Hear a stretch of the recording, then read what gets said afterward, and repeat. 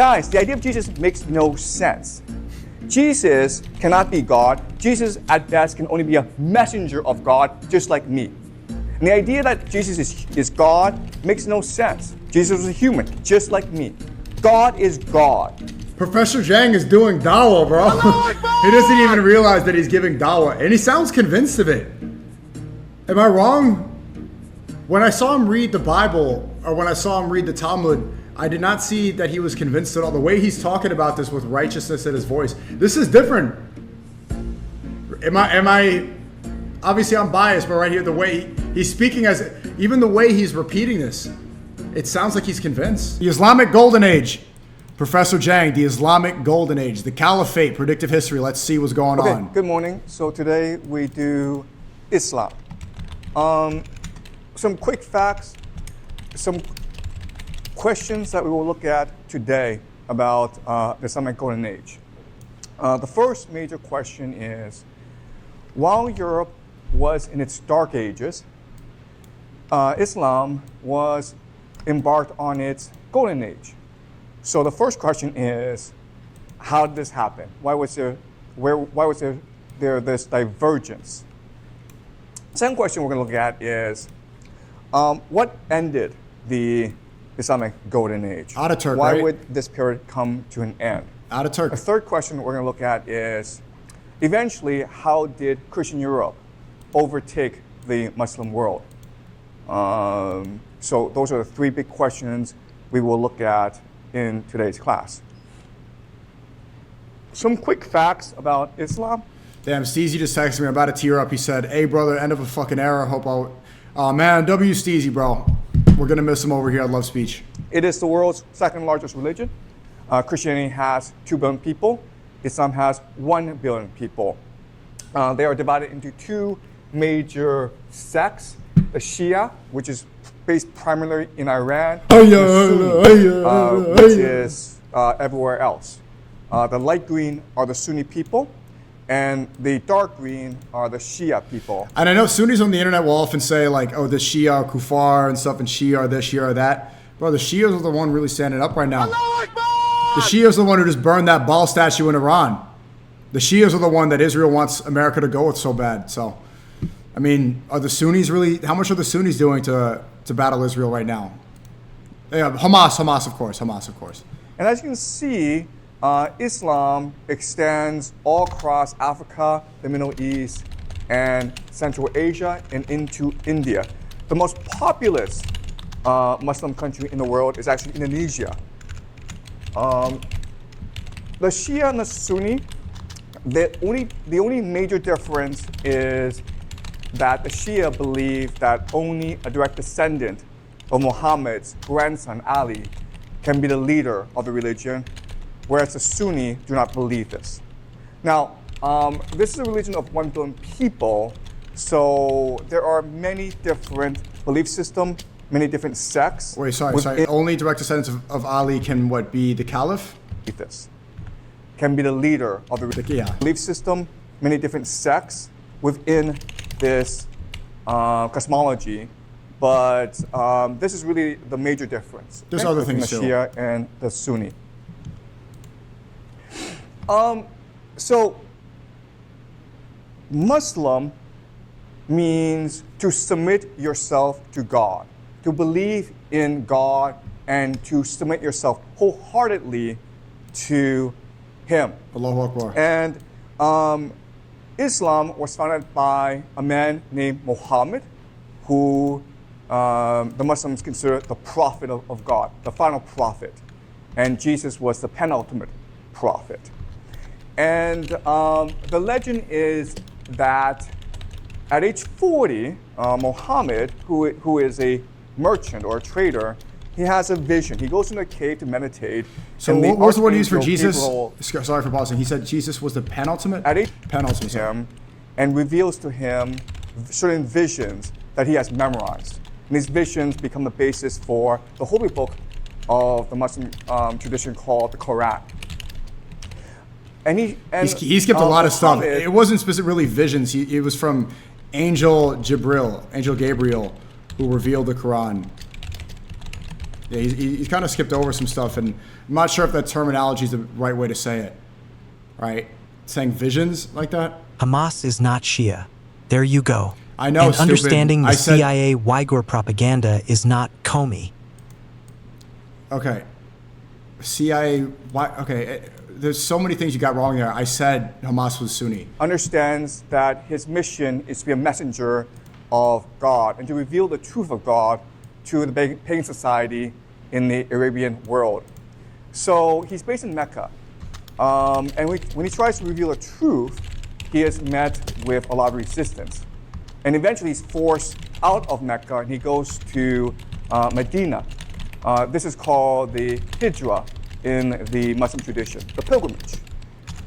And when he goes to Medina, he becomes the leader of the warring factions within Medina, primarily between the pagans, the Muslim tribes, and the Jewish tribes. So there are three major factions. And at this point, Muhammad creates something called the Constitution of Medina, which promises religious freedom to everyone within the Muslim tradition. So again, this constitution is super important for when they talk about how like, oh, there was always conflict in Israel-Palestine. It's like, no, when the Muslims were in charge in Spain, in Turkey, Muslims have always traditionally, it's literally doctrine to let people of the book coexist properly.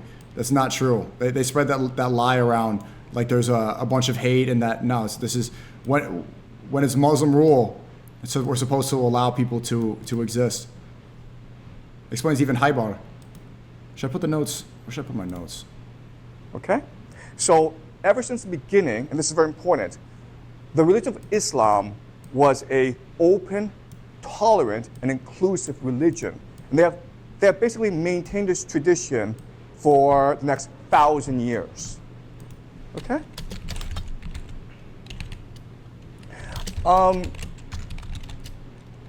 Eventually, Islam will spread from the Arabian desert to all across the Middle East.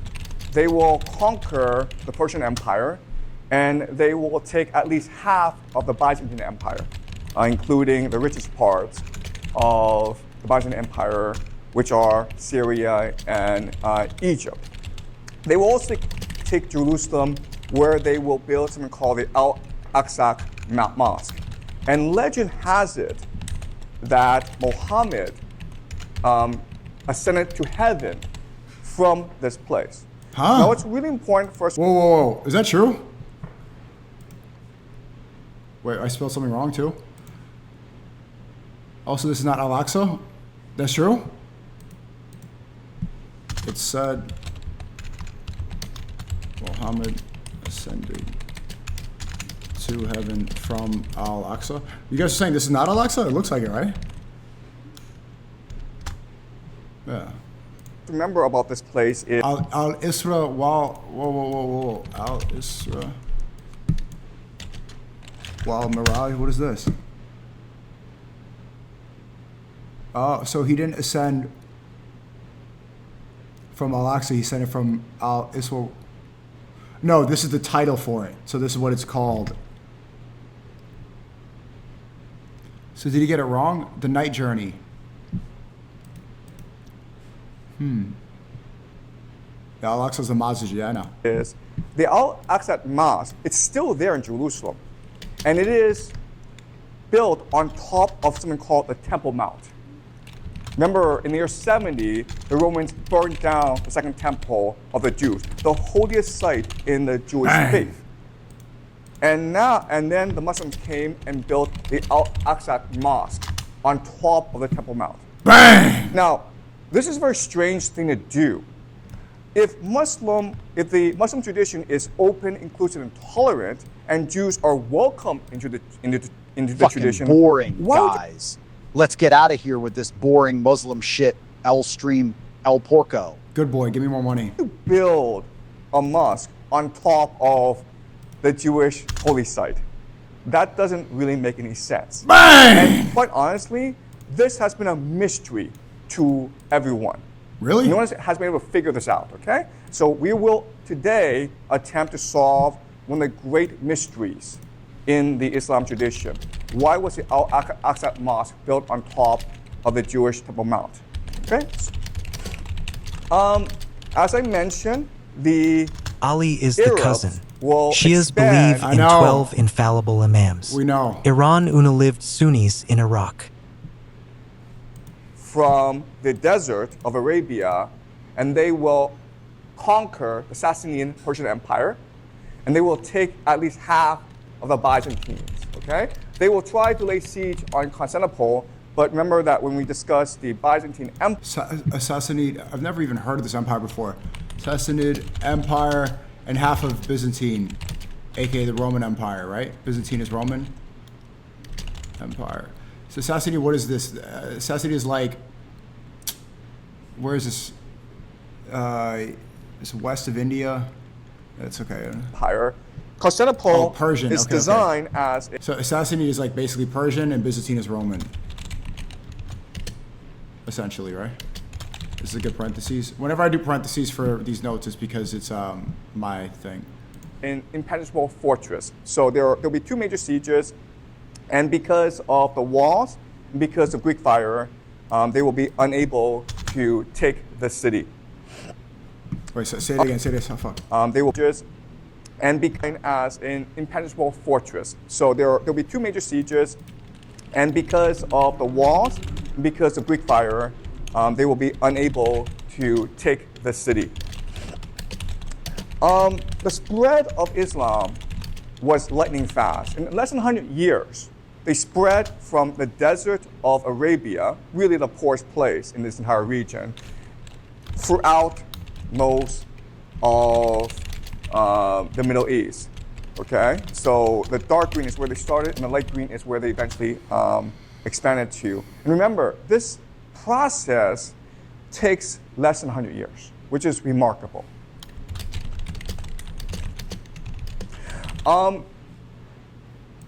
The Umayyad Caliphate was about 700. Okay, so let's just compare the Umayyad Caliphate with other empires, including the Tang. Okay, the Tang really is the height of Chinese civilization. But as you can see, the Umayyad Caliphate really is the largest empire in the world at this time. And eventually, they will also become the wealthiest empire at this time. There are 5 pillars of Islam.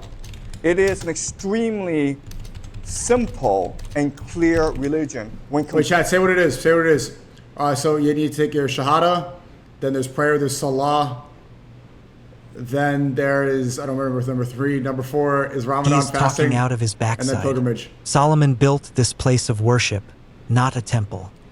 So, okay, so it wasn't a Jewish temple, it was just built by Solomon. Well, let's continue and see what he says. Here with Zakat, yes, charity, and charity. Judaism. Charity, I knew that. Okay, there are 5 pillars I knew that. to the religion. I knew that. First of all, I knew you that. have to believe that Allah, God, is the only God. La ilaha illallah, Muhammad Okay? Rasulullah. And this mirrors the Christian and the Jewish faith. You are required to pray at least 5 times a day, facing the direction of Mecca.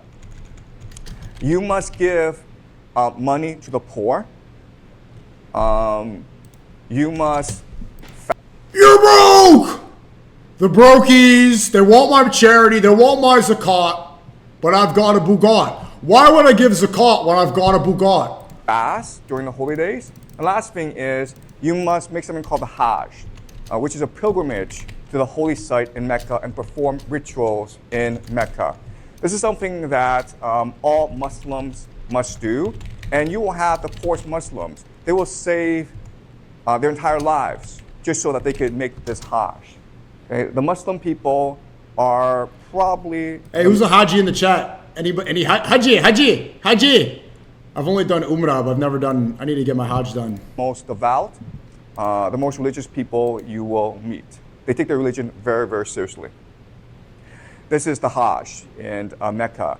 And I was actually in Saudi Arabia, and I tried to go there. And then I was told, only Muslims can go. Yeah, get out of here, Jiang. You can't come here.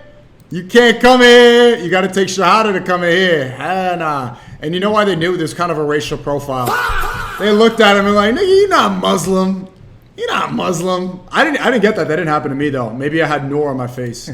And so I was at a train station. I was trying to buy a ticket to Mecca. But you can go to Medina, but you can't go to Mecca if you're not Muslim.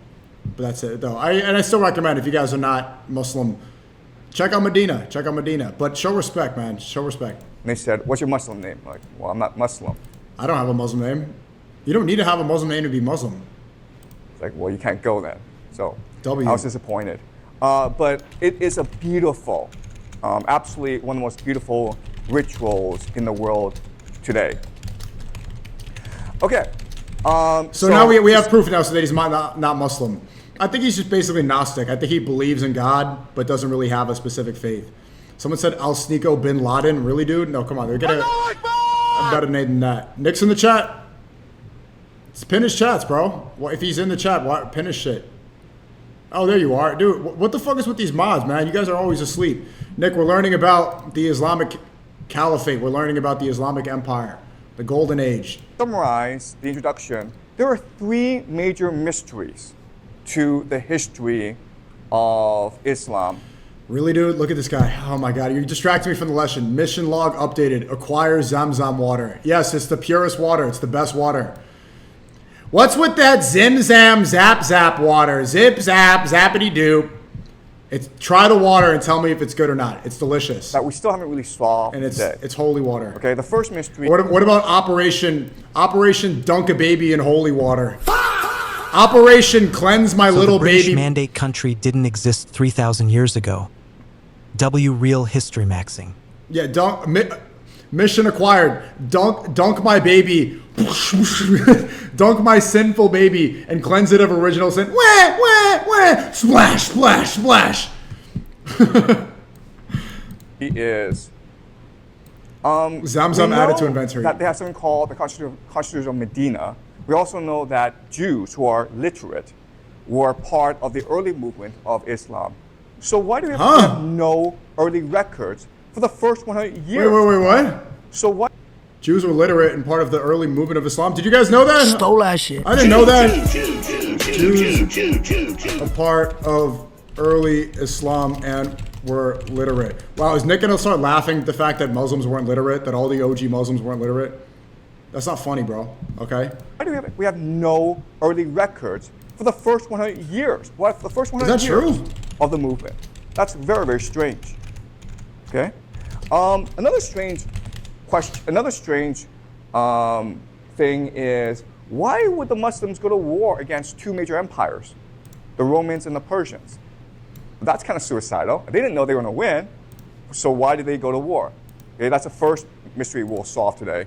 Second mystery is, remember I said that the Shia and the Sunni have a major sectarian divide. The Shia believe that only the descendants of Muhammad's grandson Ali can be the caliph, the leader of the Muslim people. Nick, who do you like better, the Sunnis or the Shia? Well, the Sunnis don't.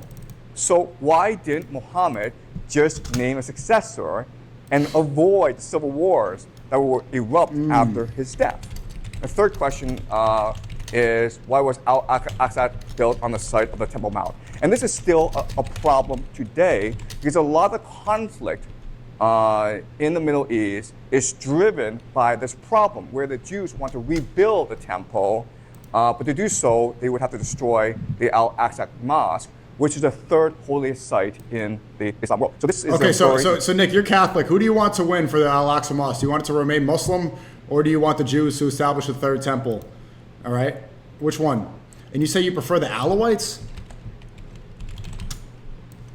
The Alawites are a secretive, ethno-religious group primarily based in Syria's coastal Latakia region who follow a distinct branch of. So who are these? Oh, Zoroastrian? Is this the Jewish sect? Secretive sect. Of course he picks the Fed branch, huh?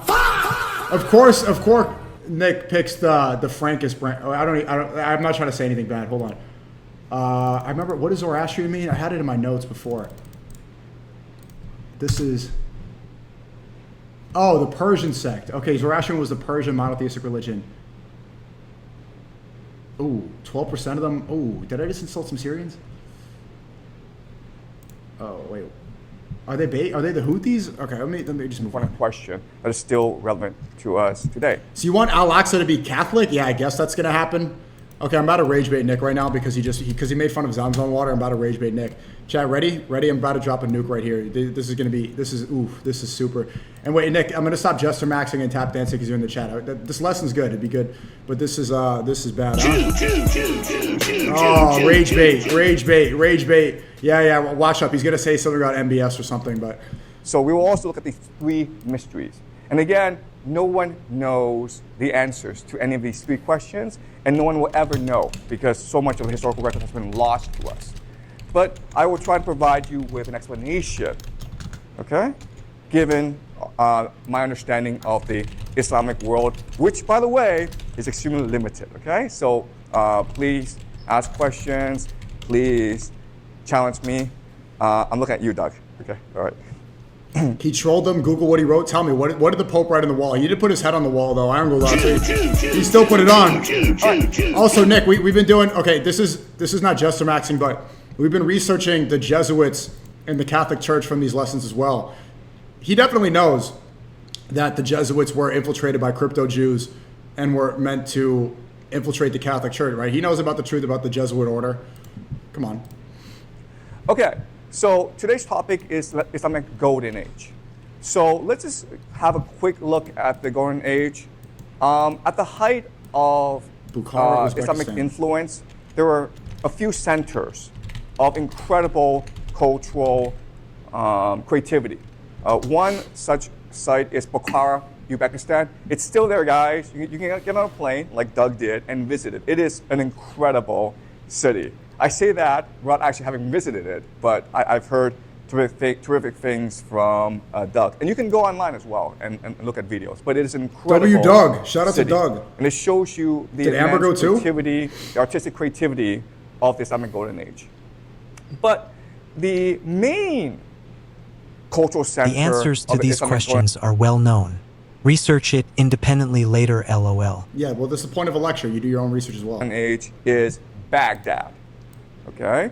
It's not so beautiful now, but back then it was really the center of the world. It's a round city, and it's a new city. This is a topographical map of the city. As you can see, it's surrounded by the Tigris and Euphrates, and it is a round city. Okay? One of the few round cities of that time. This is like the Mecca for the Shias, right? In Baghdad? Or wait, fuck! I should have paid attention there. But back then, Baghdad. What? Of the Islamic Golden Age. Okay, Golden Age oh, this is separate. Baghdad. Main cultural center of Islamic Golden Age is Topographical map city. Okay, one of the few round cities of that time. Baghdad was the capital of the Abbasid Caliphate, which started the Islamic Golden Age. The Abbasid Caliphate is the successor to the Umayyad Empire, okay? And this is where the Abbasid Caliphate was. And this is what Muslims consider the height of their civilization.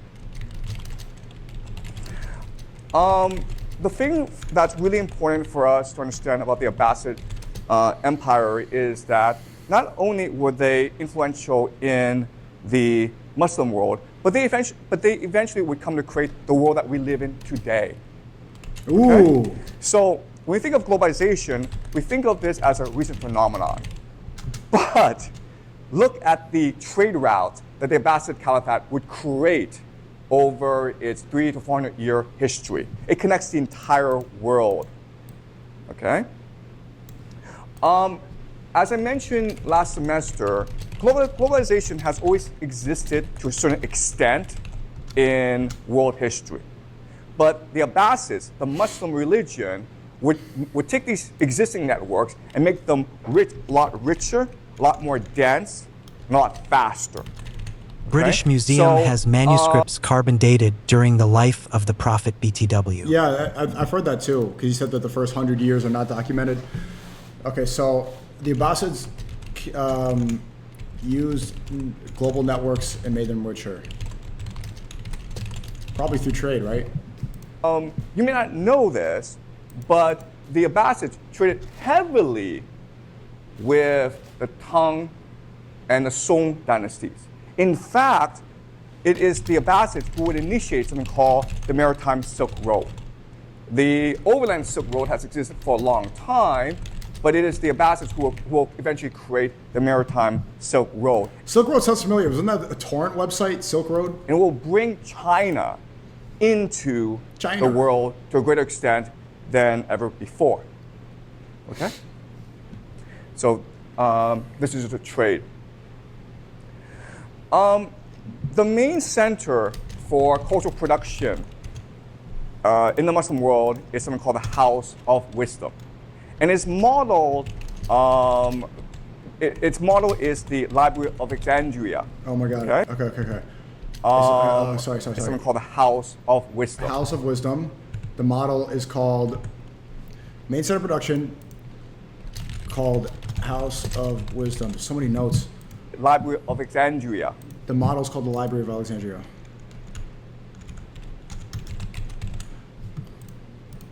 Oh my God, sorry. Okay? Remember last semester we discussed the Library of Alexandria in Egypt.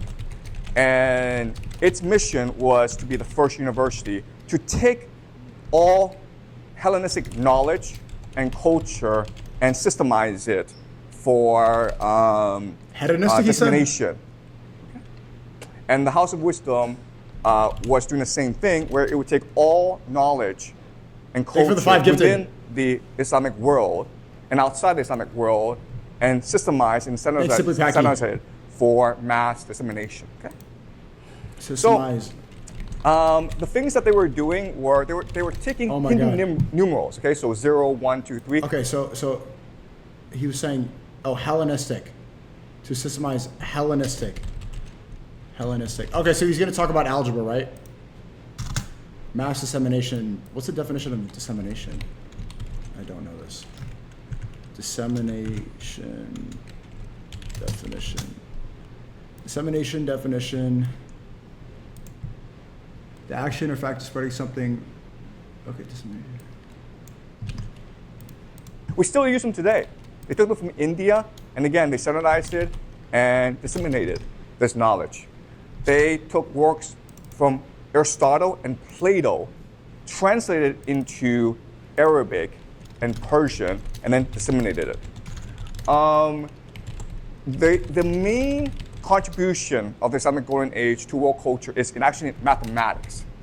Okay, so they took all the math in the Greek world, and in the Persian world, and in the Hindu world, and then they would systemize it and then build on top of it. Okay. This is a rendition of the House of Wisdom. This is where the three major creative civilizations would meet and exchange ideas, right? The Greeks, the Jews, and the Persians. They would also take ideas from the Indian tradition and the Chinese tradition as well. The major literature or literary work that we still have today from the Islamic Golden Age is the Arabian Nights, okay? Scholars have looked at this very closely, and most scholars believe that these stories are actually from India. Also, what's important for us to understand is that at the time this was translated, it was actually not that popular within the Muslim world. Poetry, philosophy, mathematics, science were considered the high arts. This was considered low arts. What we have today is that the Europeans would discover this centuries after the Islamic Golden Age, and they fell in love with these stories, and that's why we still have them today. And Disney movies are based on this as well.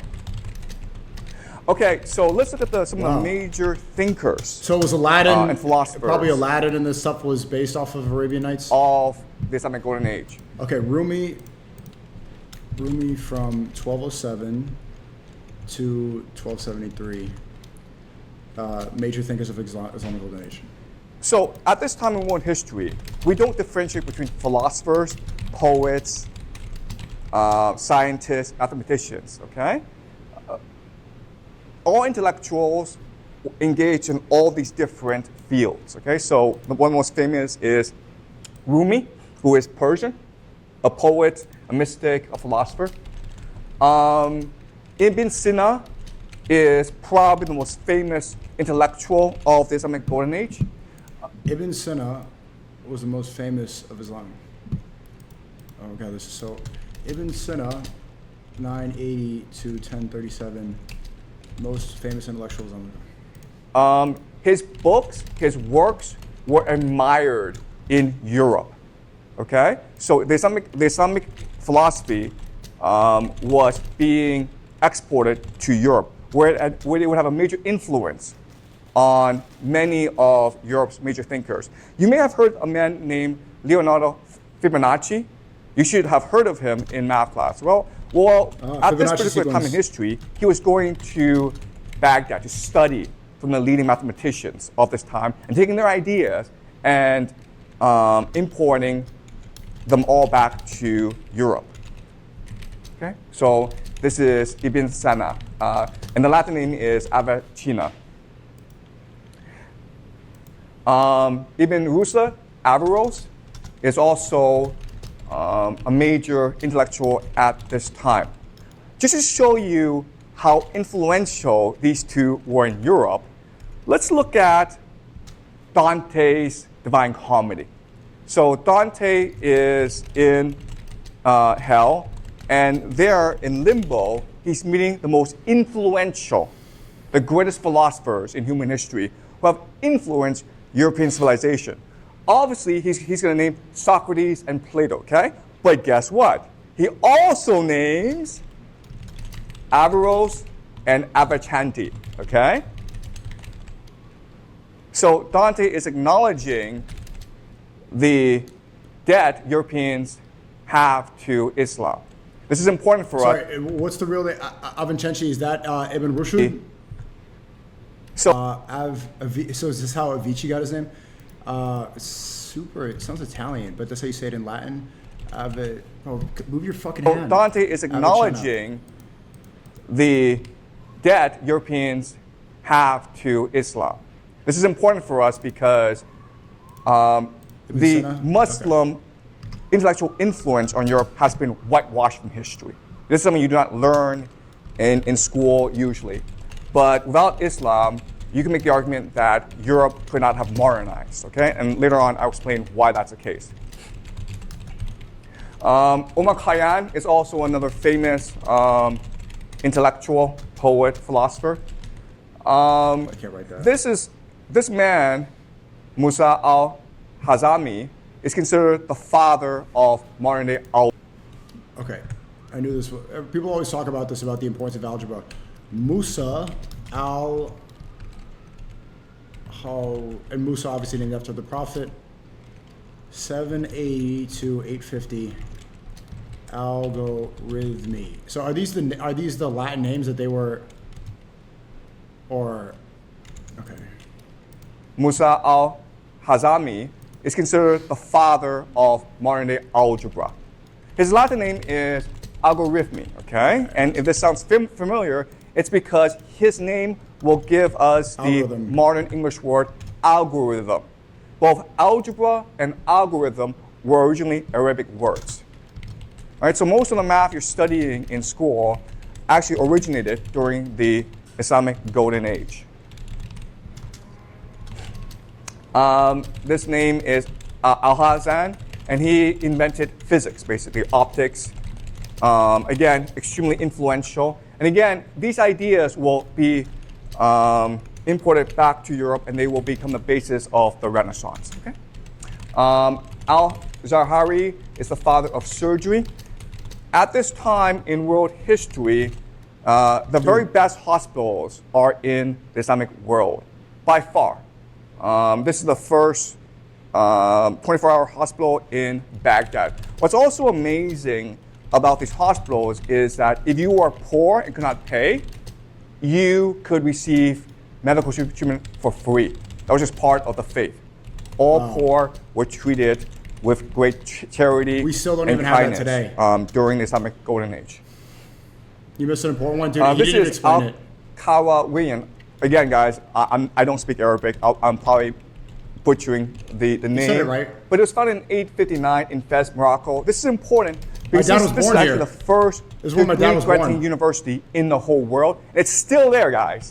Okay? This is the Wow. oldest university in the world. What's also amazing is it was founded by a woman who inherited a fortune from her father, and she spent all her money on building this university.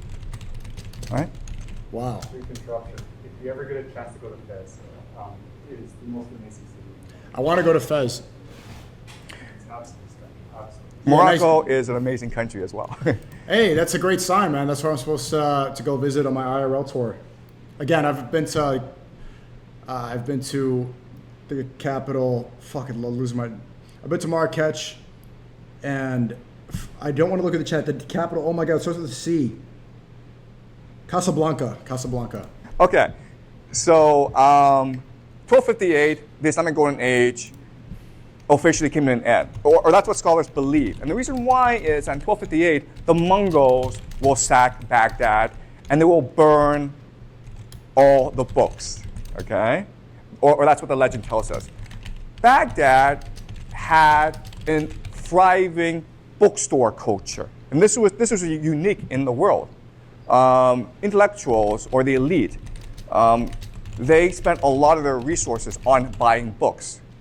And they imported paper from China. They learned how to make paper from China. So books were extremely popular within Baghdad, okay, especially among the elite. As well, because of the Quran.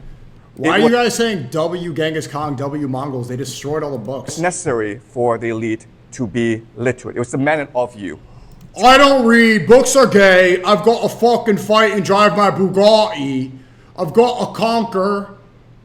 I got to get my name remembered. Books are gay. Reading's stupid. Doop-de-doo. I'm reading a book. Doop-de-doo. To be literate. And the Quran will also standardize Arabic and make it the official language of the entire Muslim world. Okay?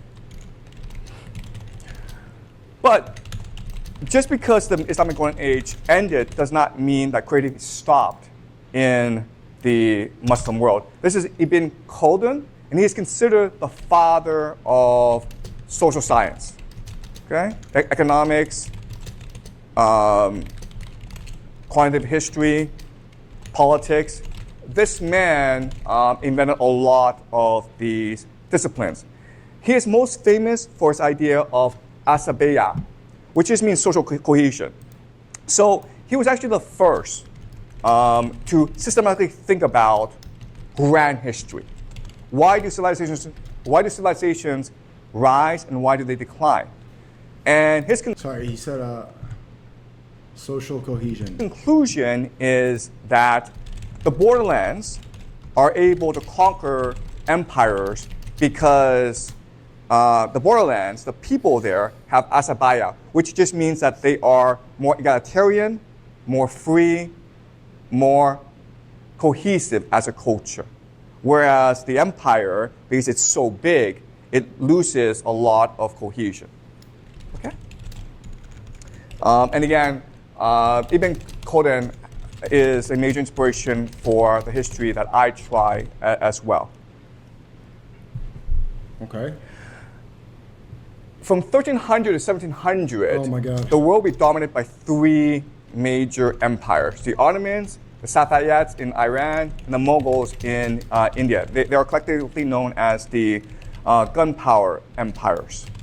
Ottoman is So still the what's caliphate, amazing no? is since its inception, If you said that the Islamic Empire ended at 1258, then how come the Ottoman Empire was still dominant for the next 400 years? 622, up until the year 1700, the Islamic religion dominated the world.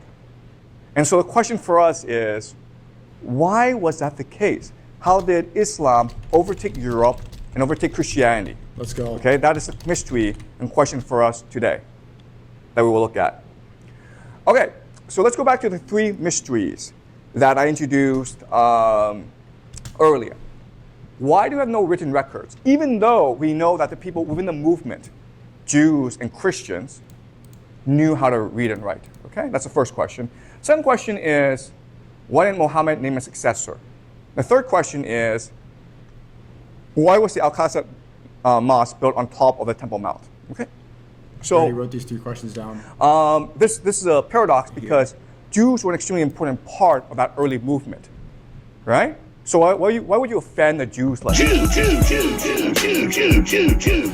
Okay, to understand what happened, okay, let's go back in time. And we know that in 622, Muhammad goes to Medina, and that's what starts the Islamic movement. But let's just go over to Jerusalem and figure out what's happening there. And once we do that, then we're able to figure out what's going on in that world. It turns out that in 622, there's a major war going on between the 2 major powers at this time, the Persians and the Byzantines. And it is a deadly war that is engulfing the entire Middle East. Okay? So this is from Wikipedia, all right? Now, guys, never trust Wikipedia as a historical source, but it's useful for us to understand what contemporary historians think, okay? So this is from Wikipedia.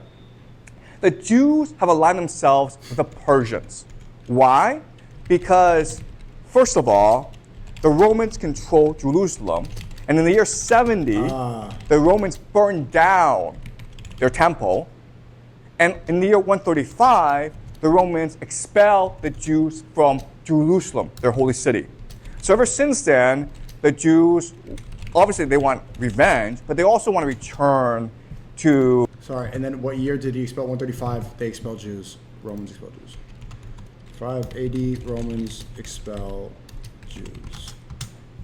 their holy city and rebuild the Second temple. And with the Persians, they saw this as an opportunity because historically, the Persians and the Jews have gone along very well. Okay? So, Hey, wait. the Jews... Did Persians and Jews get along extremely well? PBD and Adam Sosnick. Okay, I'm a numbers guy. That explains the Valuetainment podcast. The Persians and the Jews getting along. help the Persians take Jerusalem and push out the Byzantines. But when that happens, the Christians in Jerusalem, they revolt and they force out the Jews. And then the Byzantines, under the emperor Heraclius, they return Jerusalem in the First Crusade. Okay, this is the beginning of the idea of crusade, and they retake the Oh my city. God, so much information. Okay, okay, hold on. Under the emperor Heraclius, they return Jerusalem. Emperor, oh my God. Emperor. I know if you guys, this is fast, but this is so much information. Emperor Heraclius of Romans, Byzantines and Romans, same thing. Return to Jerusalem. Is that the First Crusade? Is it the first one? In the First Crusade, okay? This is the beginning of the idea of crusade, and they retake the city, and then what they do is they expel the Jews from Jerusalem, obviously, but then they start to 109. kill a lot of Jews. Oh, no, that's not funny. And they force these Jews outside of Jerusalem. Wallow, that's bad. So now these Jews have nowhere to go. But there's something called the Constitution of Medina in Arabia, right? And then we get There Hagar, is right? a prophet, Muhammad, who is promising religious tolerance for all. All can practice their faith in peace, right? So it makes sense for a lot of these Jews, not all of them, but a lot of them, to join this early movement. What's important for us to understand is that at this point, Muslim, is not a distinct religion. Okay? All these people are called believers because Muhammad sees himself as the final messenger of God. Okay? Abraham was the first, then you had Moses, then you have Jesus, and now Muhammad is the very last. So all these three different traditions, the Christian tradition, the Jewish tradition, and the Islam tradition, in the beginning, were all just one religion, one idea, which is to bring God to earth and make everyone understand that God is the true God, okay? To create monotheism on earth. That's the origin of this. And the Muslims are the only one to get it right, huh? Monotheism, not three. Angela! New religion of Islam. Okay? And this is the Constitution of Medina, which is in the Quran and which we know to be historically true. Maybe not the Constitution of Medina? Constitution of Medina, which The Constitution of Medina is in the Quran and which we know to be historically true. Maybe not the wording, okay? But we know that this existed. And these people were called believers. And also, this would also include people who believe in Zoroastrianism, okay? Because Zoroastrianism was Persian also a monotheistic religion. So, Disappeared, right? So the Constitution of Medina was an attempt to unite all monotheistic religions into one single tradition that fought for God. Okay. I really want to learn about Zoroastrianism. So it's monotheistic too. What do they believe? Do they believe in mysticism? What is that religion at all? It's disappeared, right? It doesn't exist. Or some Iranians still practice it? Also, what's really important for us to understand is not only is there all this persecution going on against Jews and against Christians and against Zoroastrians, okay? But also, this is a apocalyptic age where all three traditions believe this was literally the end of the world. If you were Jewish, you believed in a final battle called Armageddon between the Messiah, who would lead you, and against two enemies called Gog and Magog. Gog and Magog. Okay, guess what? The Persians and the Romans were fighting each other. So you could easily interpret this to mean the Persians and the Romans were the Gog and Magog enemy. In your tradition, Muhammad Ajab said in an interview a couple months back, he thought that Gog and Magog didn't happen yet. It probably didn't happen yet, right? And that Gog and Magog could be the Chinese Empire against. this would be the final battle. This is when Jerusalem is most threatened. Well, the Romans, the Byzantines, just took your city and massacred your people. So in the Jewish tradition, this is the end of days. This is the final battle. And the Messiah would emerge to lead you to final victory. That person, a lot of Jews could interpret to be Muhammad, okay? So for the Jews, this is the end of days. But for Christians, okay, they also believe this is the end of days because there will be a final battle between the Antichrist and the Messiah. And Jesus. Okay? The Antichrist is obviously Heracles, who is the emperor of the Byzantines, who've been persecuting Christians for a long time. Remember, the official religion of the Byzantines is the Holy Trinity. But most Christians didn't believe it. Holy shit, there's so much info. Okay, Antichrist is obviously Heracles? What? Of the Byzantines is the Holy Trinity. But most Christians didn't What? religion of the Byzantines is the Holy Trinity. But most Christians didn't believe in the Holy Trinity, and they were persecuted for the refusal to believe in the Holy Trinity. Okay, so for Christians, this Whoa. Okay, is also for is the Holy Trinity. But most The official religion of the Byzantines was the Holy Trinity. Romans was Holy Trinity, but what? Christians didn't believe in the Holy Trinity. Most Christians didn't believe in.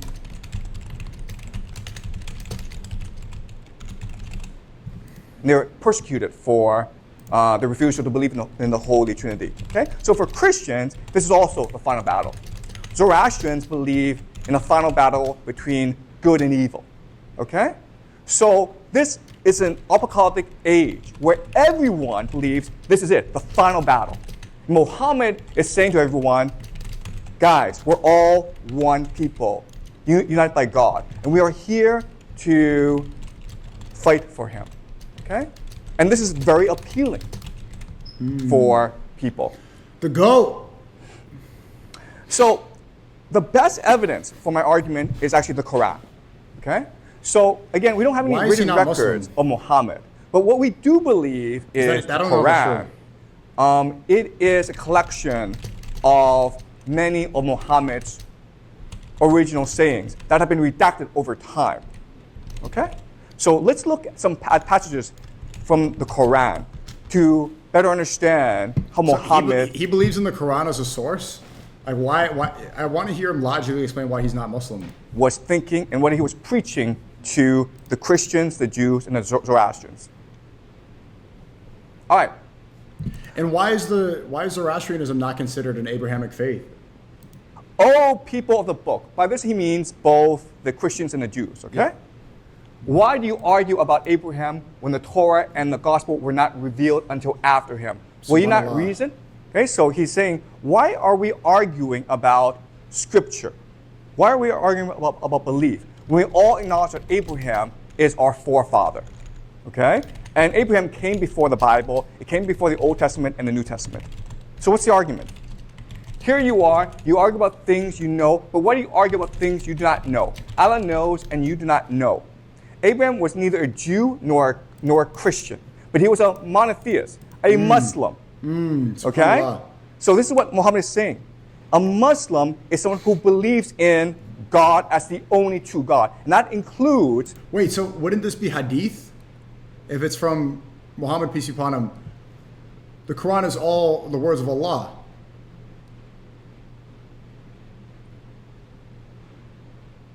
O people of the book.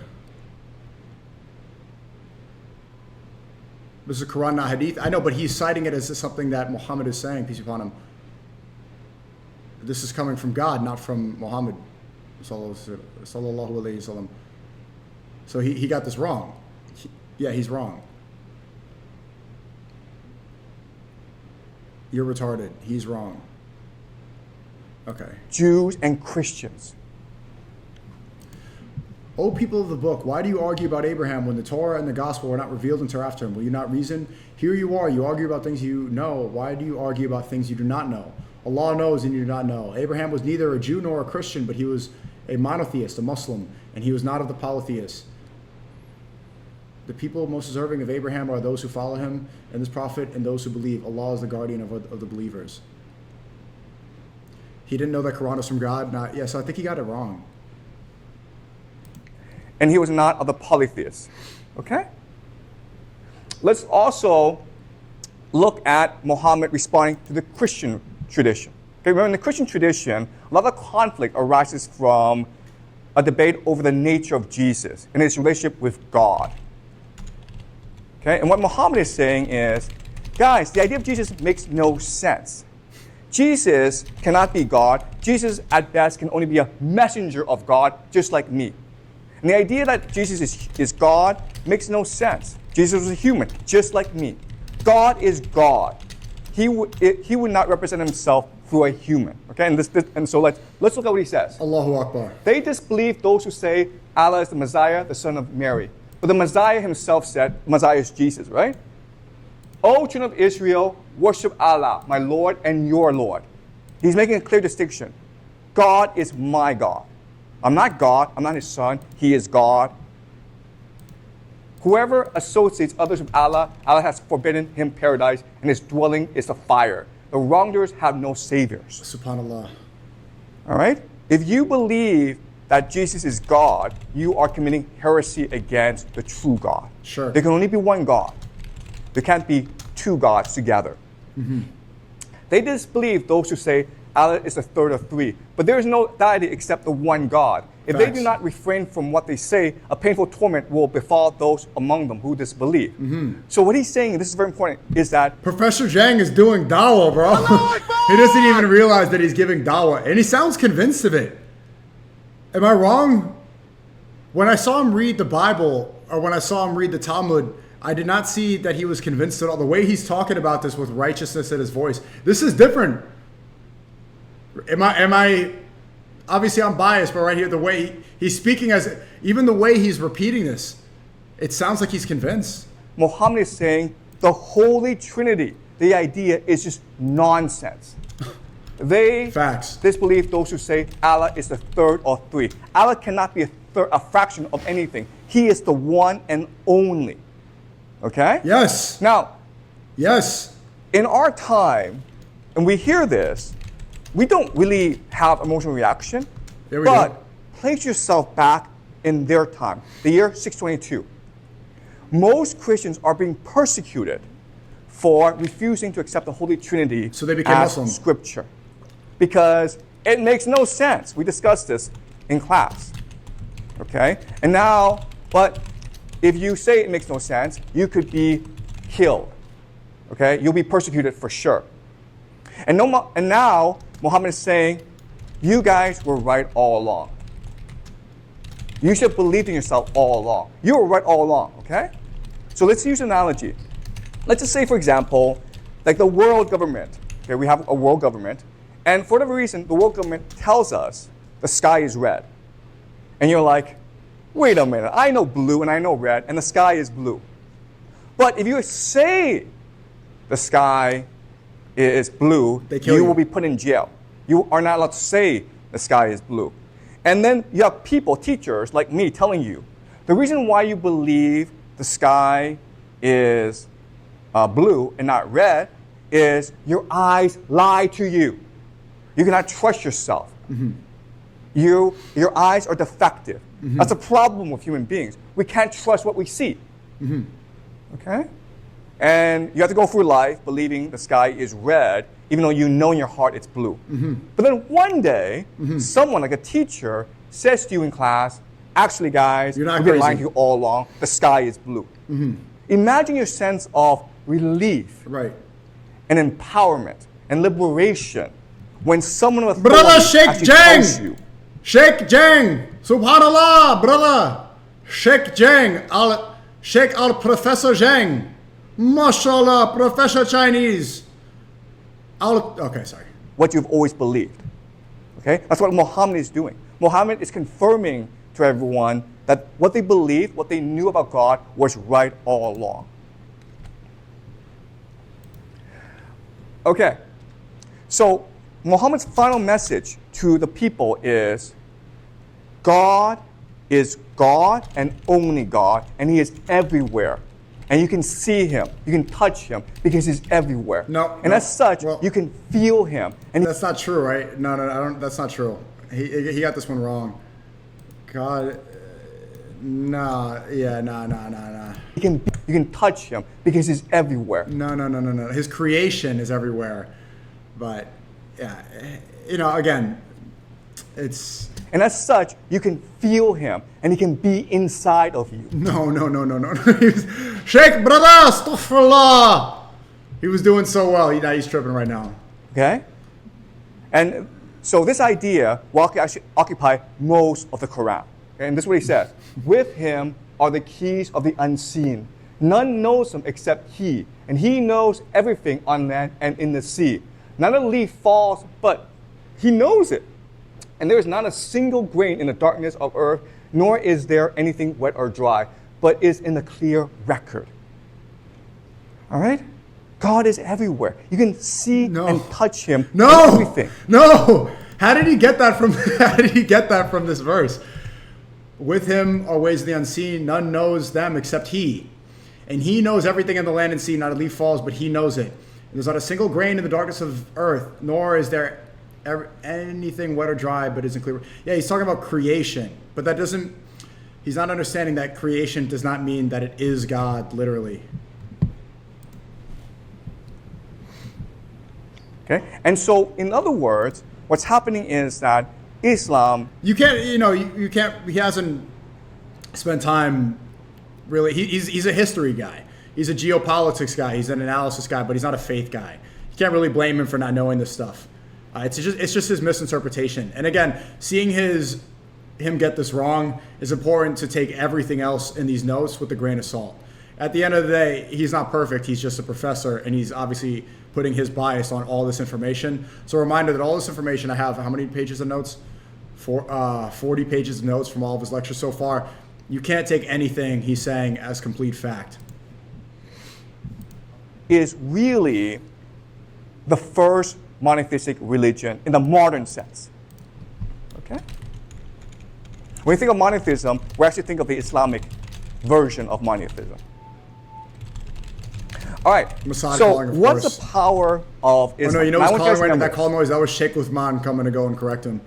Islam is, the power and beauty comes from how Islam is able to unite two major intellectual traditions in the world. The first is paganism, right? Remember the Vikings? The Vikings told stories, they acted out rituals. And therefore, there was an intimacy, concreteness, and interconnectedness to paganism that made us feel happy and good. Okay? It made us understand the world. It made us feel as though we could influence the world. That's the power of paganism. But Islam is doing the same thing by making God concrete. Okay? You can feel God. God is everywhere. He knows everything. No. Well, yeah. But what Islam is also doing is he's seeking the simplicity, clarity, and absoluteness of monotheism. Okay? Monotheism is nice because with monotheism, everything becomes clear to you. Right? Okay, there's one God, therefore I just have to follow him. I just have to believe in him. Mm-hmm. There's like a million gods in paganism. Mm-hmm. And so it's unclear what you should do or how you should relate to this million gods. But here in monotheism, the relationship between God and you, it's very, very clear. Okay? So in other words, Islam is a major intellectual revolution in human history. And we have forgotten this because Islam, the idea, has embedded itself into modernity itself. Okay? Does that make sense? Well, it always has. Islam always existed. This is the idea of the innate feeling, I forgot the word, but the propensity that all humans have to worship one God. It existed before Islam. Islam existed before Islam, if that makes sense. Everybody is born with this. Fitra, correct. Fitra. All right.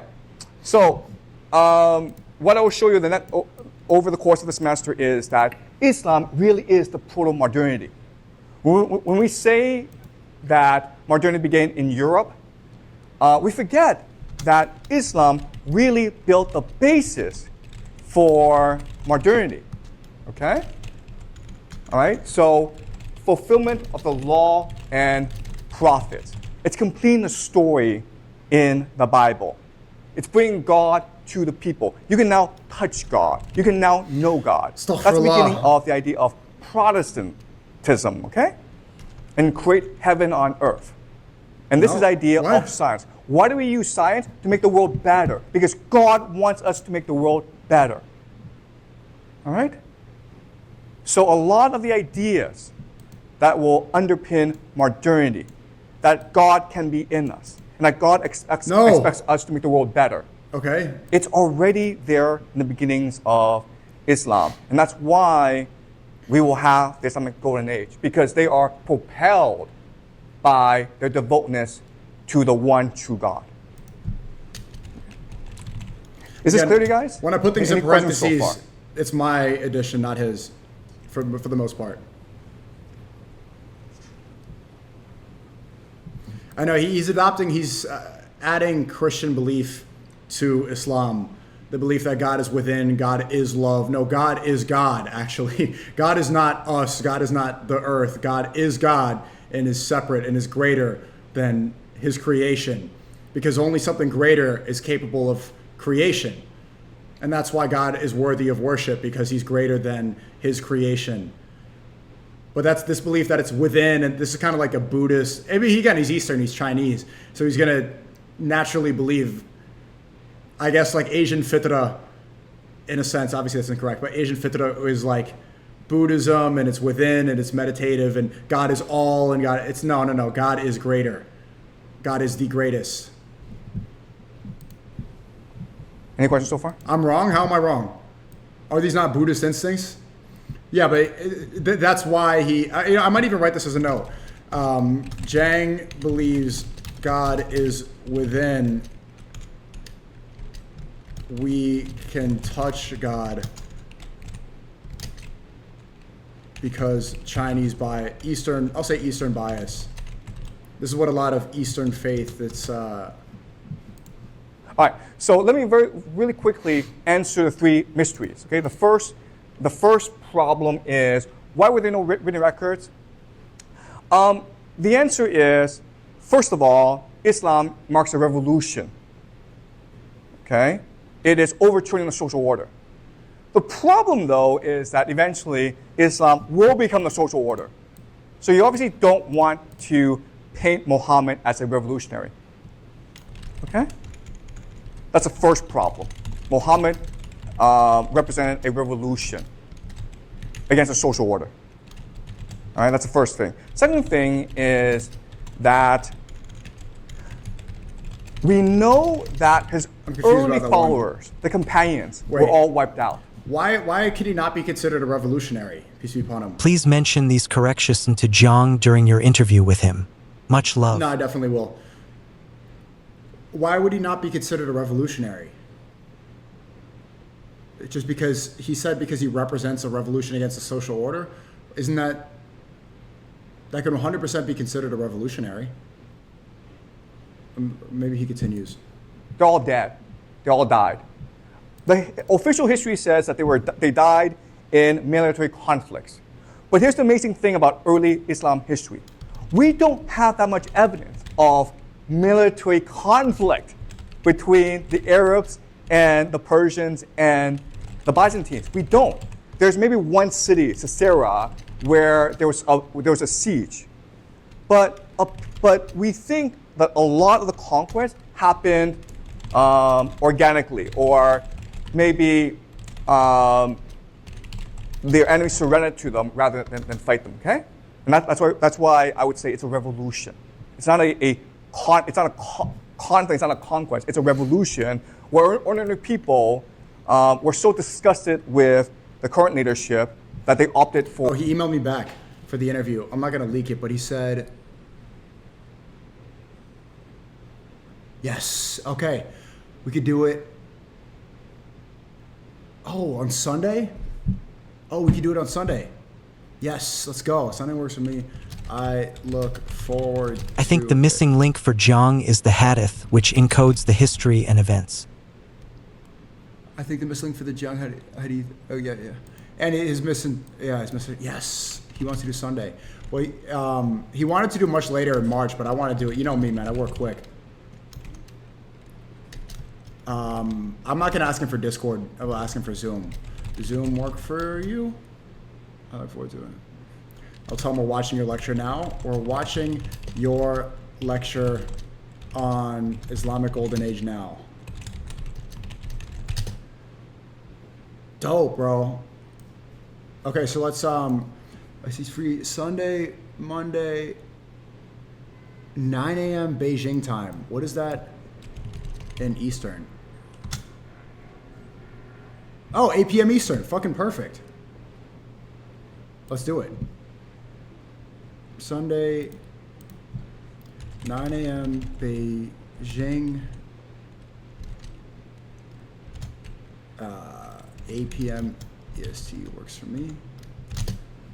Thanks for replying so quickly. Does Zoom work for you? We're watching your lecture on Islamic Golden Age now. I want to send him a photo of the chat.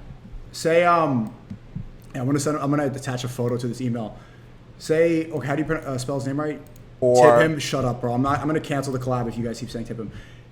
Professor, how do you say Jiang, right? Oh no, his name is definitely here. Oh yeah. So here's his name. It's not leaking. It's probably public anyway. Go. I'm gonna pin this in chat and then repin the TTS after. Go say W. Shukin Jiang. Error. Pin. Why can't I fucking pin the message?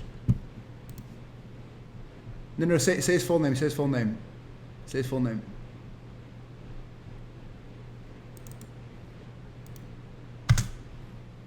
Well, this is gonna be dope. I'm actually looking forward to this collab so much. Could someone pin my chat? Am I banned from my own chat? Don't say Jackie Chan, you racist piece of shit.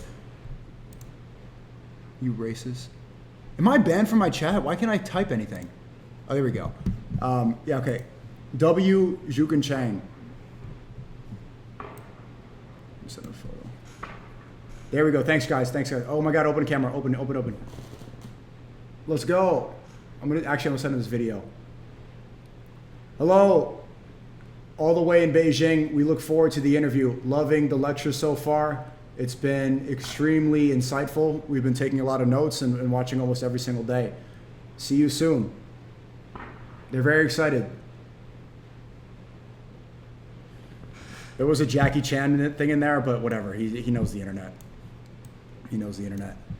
Okay, hold on. Let me go send. Hold on, I'm just send him this email real quick. Give me a second. Give me a second. Give me a second. Give me a second. Almost done. Attach the video. Let's go, bro. We're so disgusted with the current leadership that they opted for a new belief system. Okay?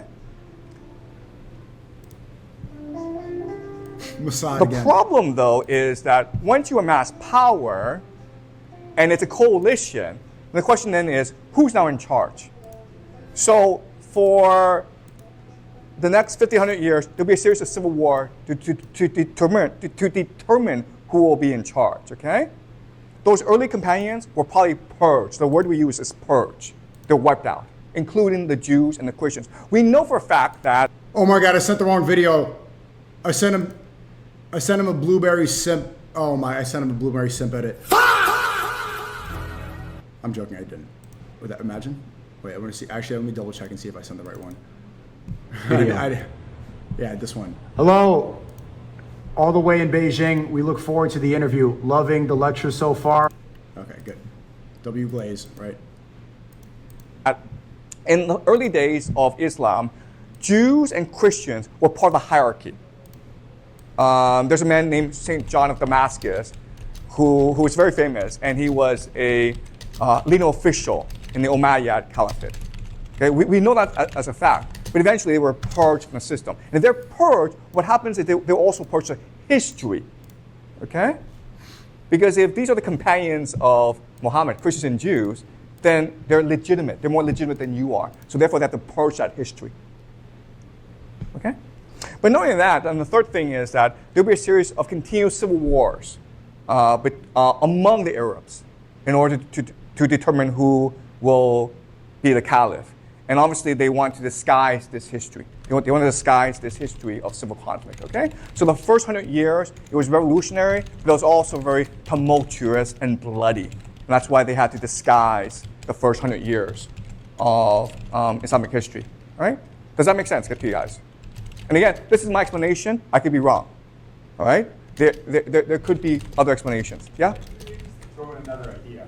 Yep. And I think what you said doesn't contradict this either. But Right. Can this nerd stop talking? For us to imagine is that our culture would actually record its history with historiography. It seems to us as a given, right? Yep. That, Chinese culture, official historians going back for 2,200 years and so on, right? The Greeks had their ancient historians, the Romans had their ancient historians, but not every culture has its historians. You could hear his nerd voice. It's always one of these nerds. Like, oh, what about the? Shut up. Let him teach. The Persians didn't write history. Right. The Indians didn't write history, and I'm guessing the Arabs didn't have a tradition of writing down their history either, right? And so that this would actually be recorded in the sense that we'd be familiar with. Right. Probably wasn't the case. That is a great point. Thank you, Doug. So Doug's point is that Doug is gassed up because he shouted him out for going to Morocco. That's why Doug feeling himself. Doug feeling himself who he's gonna start yapping. It was always a kid like that in class. Like the teacher says, "Oh, you got an A on this," and starts talking more. the idea of history comes to us from the Greeks and the Romans who wrote everything down. Okay, but as Doug says, there are many cultures who do not believe or do not have institutions to write down history. We sort of take it for granted today, but back then, it was actually a pretty rare thing to actually want to write down your history.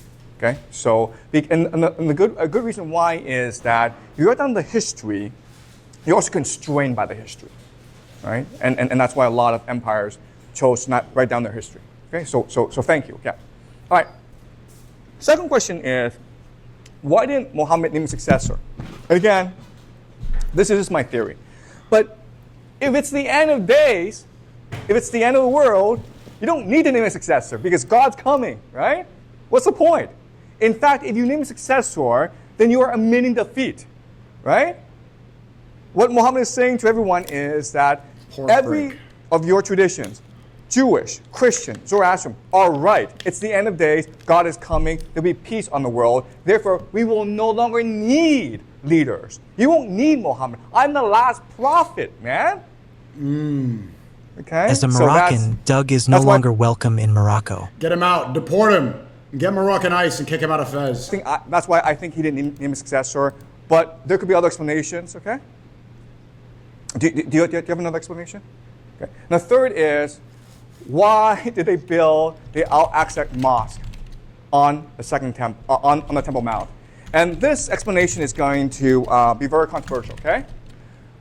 So the Jews support the Persians in the war against the Byzantines on the condition that the Persians would allow them to return to Jerusalem, but also on the condition that the Jews would be allowed to rebuild their temple, which is exactly what Cyrus the Great did, right? Cyrus the Great is called the Messiah in the Bible. He's the only foreign leader called the Messiah in the Bible because Cyrus the Great allowed them to rebuild the temple, okay? So what I'm saying is this. Al-Aqsa Mosque was originally the third temple.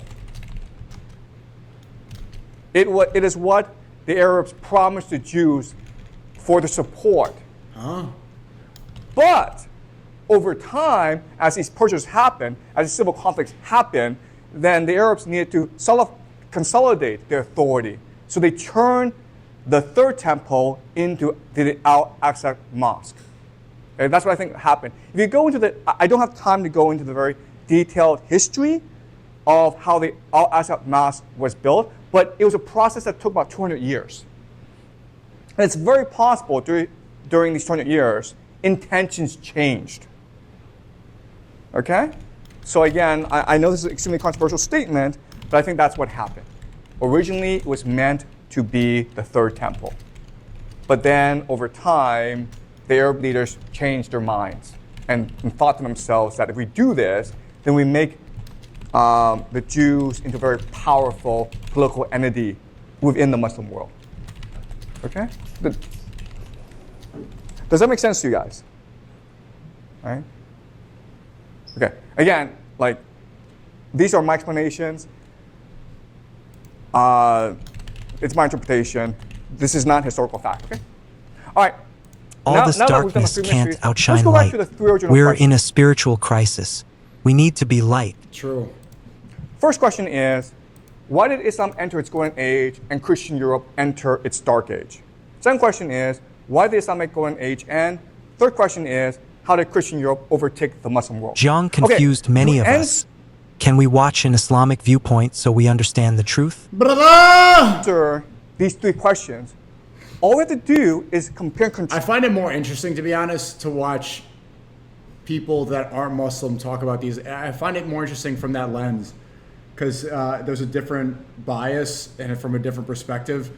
It's he's coming at it from a more analytical angle, and yeah, I prefer this to straight up Sheikh Dawa. It's just more interesting to me, you know, not because like everything's right, but it's like I also think it's more universally informational and interesting from this perspective, right? These three major religions together: Judaism, Christianity, and Islam. And it helps me learn more. It challenges my belief system because obviously you know what I believe. I liked, treating this more like a class than I'm treating it like religious study. All right? That's together. Judaism, Christianity, and Islam. All right? There's both strengths and weaknesses to all religions. So let's very quickly compare and contrast these three major religions to see why they thrive in a certain historical context. So, Judaism. The Bible, it's a wonderful piece of literature. It has a very rich history going back 1,000 years, right? So the Jews were the first to have a complete history of themselves. There are beautiful stories in the Bible that still inspire today. The stories of Adam and Eve, the stories of the patriarchs, the story of Moses. They still inspire us today and they inspire us to create great literature.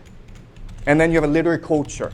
So the Jews were expected to be people Morocco of the ruled book. Spain for They were 1,000 expected- years We and know. had a lot of British slaves as a bee. We know.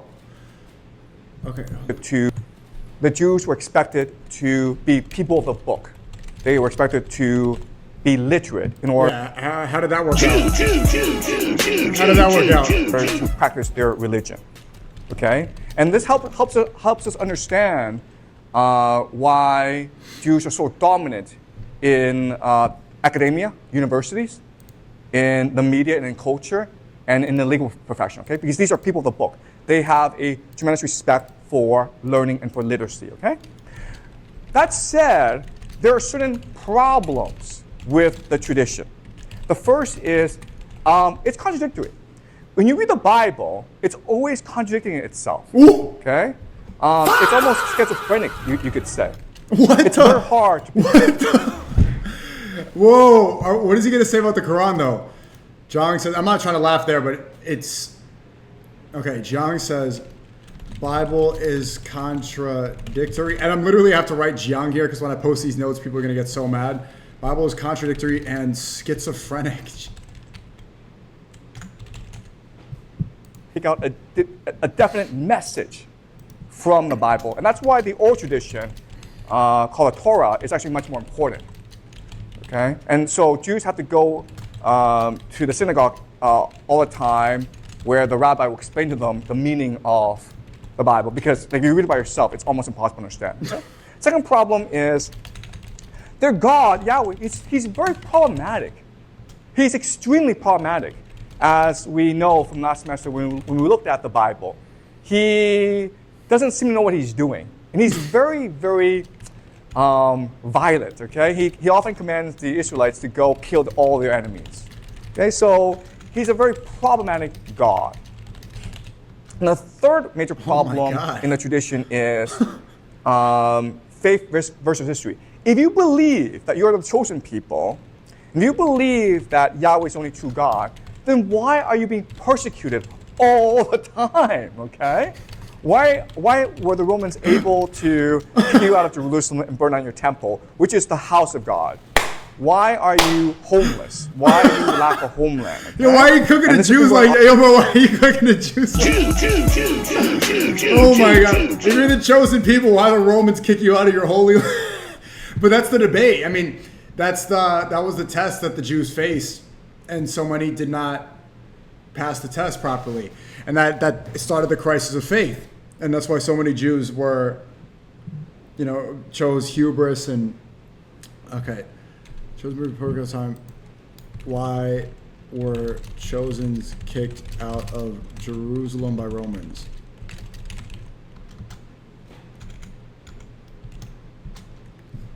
On for 1,000 years. And there are no easy explanation to any of these problems. Okay? So within the Jewish faith, there's a lot of conflict and debate and doubt. So the Christian faith was created in many ways to try to resolve a lot of the issues within the Jewish tradition. The first major advantage of the Christian faith is it's the personification and perfection of divinity. Right? Remember how we said that Yahweh is problematic? Well, now we have Jesus, who we can understand. And Jesus made the ultimate sacrifice, therefore we know him to be the ultimate good. Okay? Second advantage is, okay, now that there's a person, we can, through him, deliver a consistent message of being kind, being merciful, being loving. Okay? The third advantage is the idea of progress of history. Everything is leading to the return of Jesus, the second coming. Okay? So you may suffer now, but don't worry because Jesus is returning. And that will end history for us. All right? So these are the advantages of Christianity. But when you do that, when you have Jesus personified God, you create a lot of issues. Okay? The first issue is it's a really confusing story. Why would God come down to earth, manifest himself as a human, and then I wish Nick was still here in the chat for this. sacrifice himself? That's really, really confusing. Like, I know there's a lot of really good explanations as to why this is the case, still, if you're just a normal person, you can't understand the story. It makes no sense to you. Okay? Second is that it's counterintuitive. A lot of the ideas. No, shout out to the Christians in the chat. Are there still a bunch of Christians? Obviously, there should be a lot of Christians in here, but I'm just laughing because this is why I became Muslim. Like, this stuff didn't make sense to me either. Like, why does God sacrifice himself? This stuff doesn't make logical sense. In like the 3v1, 3 is one thing. I think it's too straightforward. Yeah, I know, but like Islam is a very logical religion. And you know what my prediction is? He's about to explain Islam. I think he's going to find a lot of logical explanations for Islam. I don't think he's going to I'm wondering to see what his issues are. But you're saying some things are unexplainable, but I just don't believe that to be true. Why? That doesn't make sense. Faith should be based off of reason. Again, that's why this statement here is another reason why I became Muslim. He died for our sins. Okay, but how does God die? Like, and this is what Jiang is saying. Not to get all dollar, blah, blah, blah, but I just find it, yeah. I wasn't, he's calling Mary, calling her a whore. Yeah, this is Jewish belief. Christians and Muslims believe that she performed a miracle birth. Let's see. Let's keep watching. In Christianity, it's just counterintuitive. The Holy Trinity must be the strangest idea in religion, where God, the Holy Spirit, and Jesus are separate but equal. It makes no intuitive sense to anyone. And the third is distant divinity. Okay? God is out there somewhere. You don't know where. You can't talk to him. I've been saying it throughout these lectures that I thought that he was that he has fitra and that he was a Muslim but maybe didn't know it. I've been saying that, right? You can't see him. You have no idea where he is. Okay, it's a very distant divinity. Islam is the same. And so these are the disadvantages of Christianity. And so Islam now makes sense because it's trying to remedy and rectify these failings of Christianity. Okay, the first is that it takes the Jewish tradition and the Christian tradition and makes it part of itself. Okay? So it is really the continuation and the perfection of the Jewish Christian tradition. Second is the absoluteness of God. Okay? This is now true monotheism where God is everywhere. What? And you can see him. No. But if God is, It's just a lack of understanding. Is there not one Muslim in the class who's going to correct him? He's so everywhere. And what's amazing is that that God can come inside you for your faith, for your devotion, and for your practice. All right? And so what this means is you now know how to behave in the world. There's a clarity of purpose and action. You know that as long as you... Bro, Jiang, astaghfirullah, he said that God comes inside you, bro. No. God doesn't come inside you. Oh, no. To behave in the world, there's a clarity of purpose and action.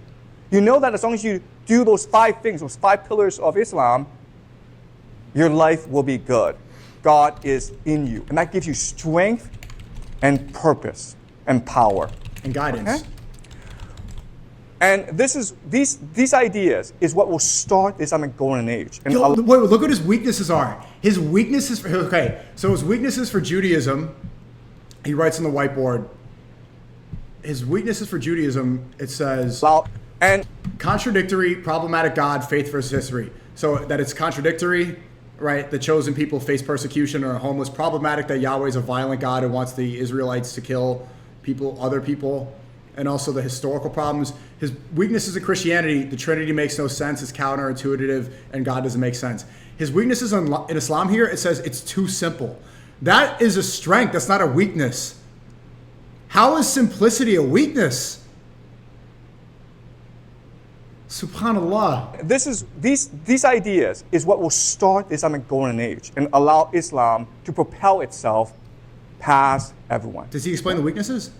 The problem, though, is it's too simple and clear. The advantage of being contradictory is Too simple and clear? Too simple and clear? A weakness is that it makes sense. How could something be too clear? This is why I like this more than Dawa videos, because it just proves my faith even more. Jiang is so high IQ that the reason that he hasn't accepted Islam is saying that it makes too much sense. It's too easy. But it's really that simple. That's what the truth is. It makes logical sense. Jiang believes the weakness in Islam is simplicity and too clear. Wow. Wait, hold on. It's so funny. Allow for different belief systems, which come into conflict with each other. So, and that it's too peaceful because it allows. Jiang believes weakness is allowing for other faiths. Is that it's too much unity. And with this contradiction and conflict, it allows for innovation. That's why Catholicism will eventually give way to Protestantism, okay? But that's not an Islamic innovation. Which is a reinterpretation. So he's saying that allowing for other faiths.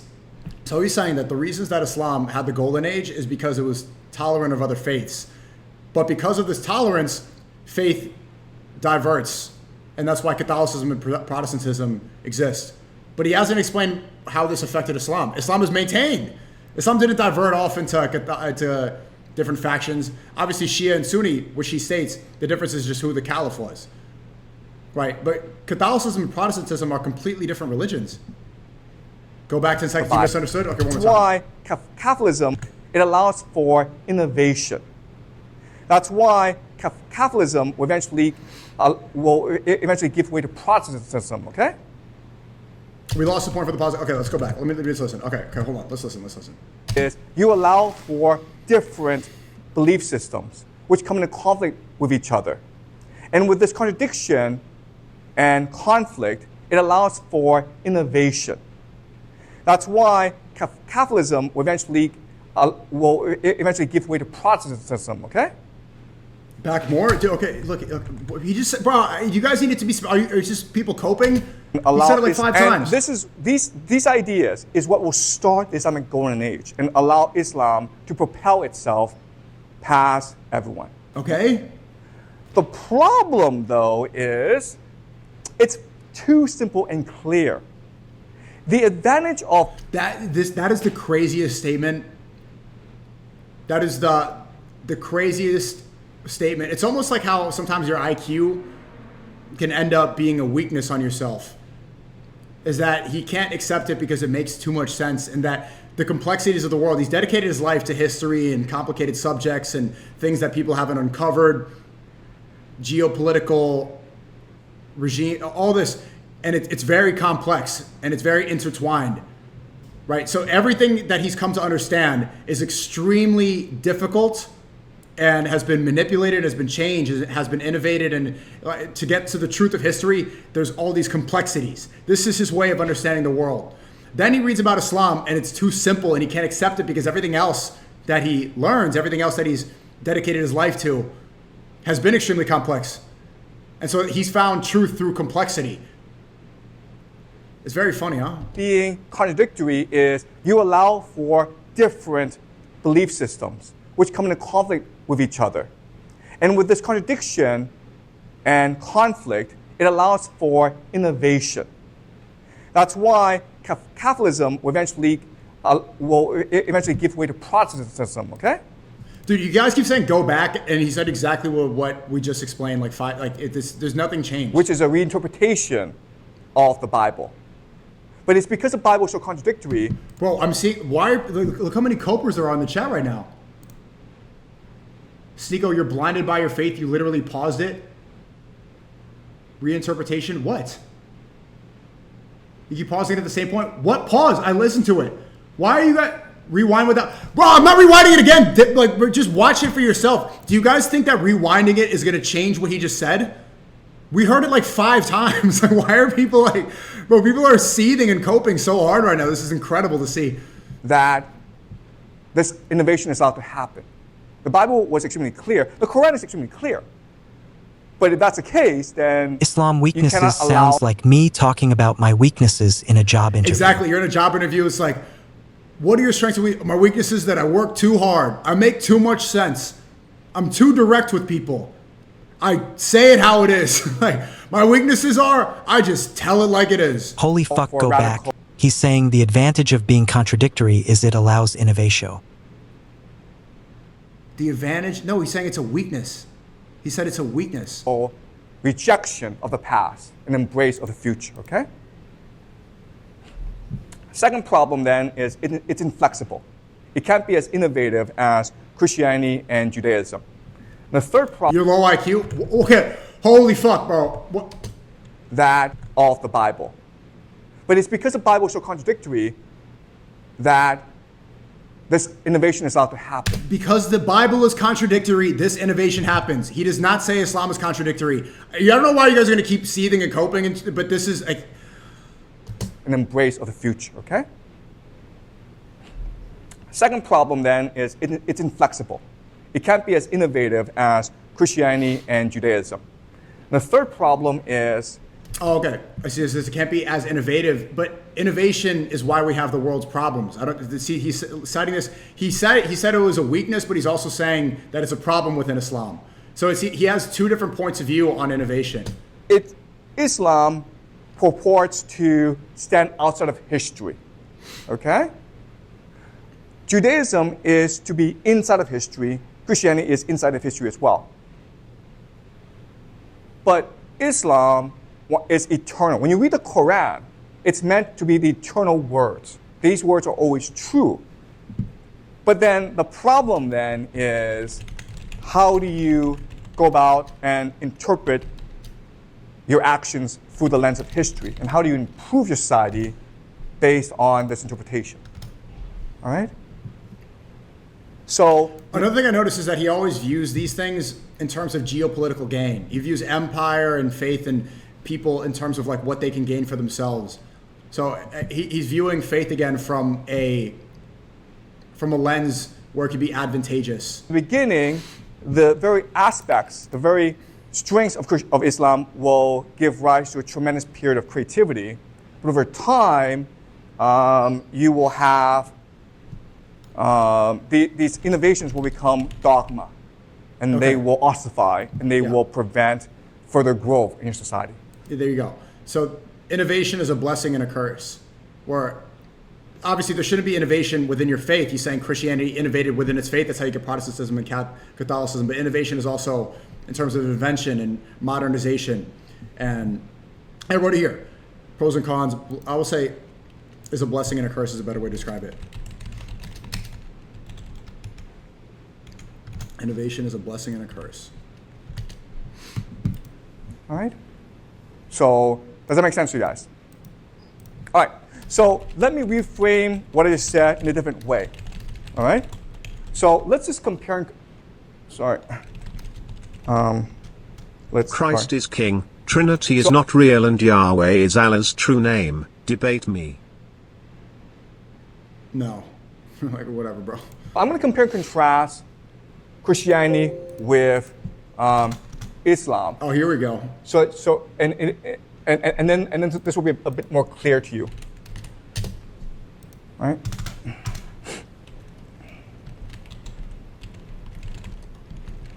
Okay, but are there any questions before I continue? Is this clear to you guys?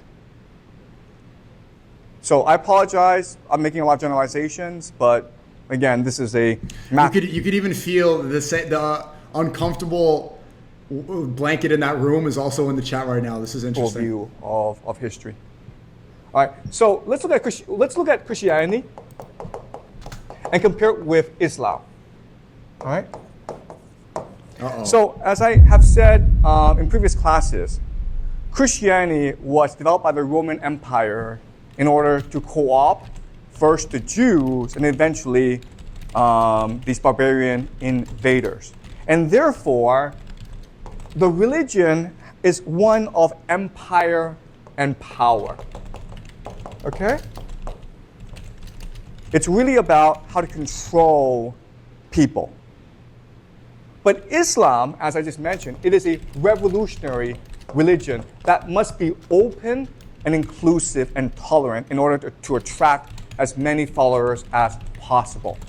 Porco. Right? Should Now, I slap the some main sausages mechanism on the grill for you for the NASCAR tailgate? Is a religion of openness. Okay, he's Open and inclusive and inclusive. Is a religion of openness and inclusivity. It would be great to summarize these lectures in Project Why Short Films with Images. for an empire, it's the idea of orthodoxy. Okay, sorry. Of possible. All right? Convert as many as Now, possible. the main mechanism of control for an empire is the idea of orthodoxy.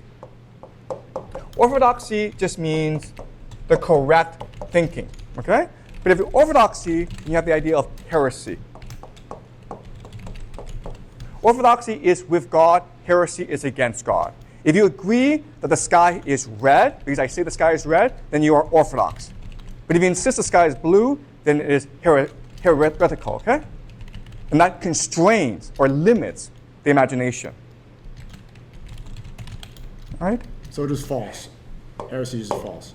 And the philosopher that you base your society on is Plato. Really? So the idea of the bishop, the idea of the pope, it's really the idea of Plato's philosopher king. All right? So I'll explain Plato's philosophy in a second, okay?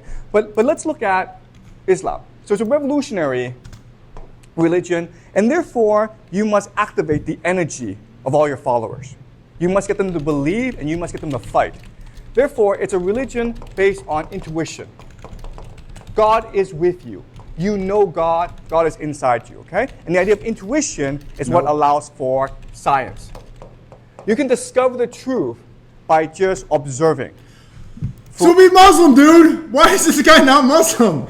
You can literally prove Islam based off of science, and he's not Muslim. Intuition. Okay. You can discover the truth. Okay, well, what do you say exactly? You can discover the truth by just observing. So why allows for science? You can discover truth through observation. It's almost like teach through funny. Through empirical observation, through your own analysis, through your own belief, okay? And the person who argues this is, of course, Aristotle. So this is the argument I'm making to you, okay? A lot of scholars believe I think his sources of the Islamic history Islamic might be from early 20th century Orientalists. Yeah, you can see the Eastern influence for sure. Golden Age happened because the Islams had books, they had wealth, but the Byzantines also had access to all these major thinkers, Plato and Aristotle. Byzantines had a lot of wealth. Okay? What I'm arguing is that a culture needs to have an attitude, a perspective, a worldview, an orientation. For the Byzantines and the Europeans, they chose Plato. But the Muslims chose Aristotle. And never that heard this is the before. major difference. I've never heard this before. Okay? So let's go over, let's summarize Plato and Aristotle. How were their philosophies different? Okay. W. Aristotle. For Plato, the true God is called the form of the good.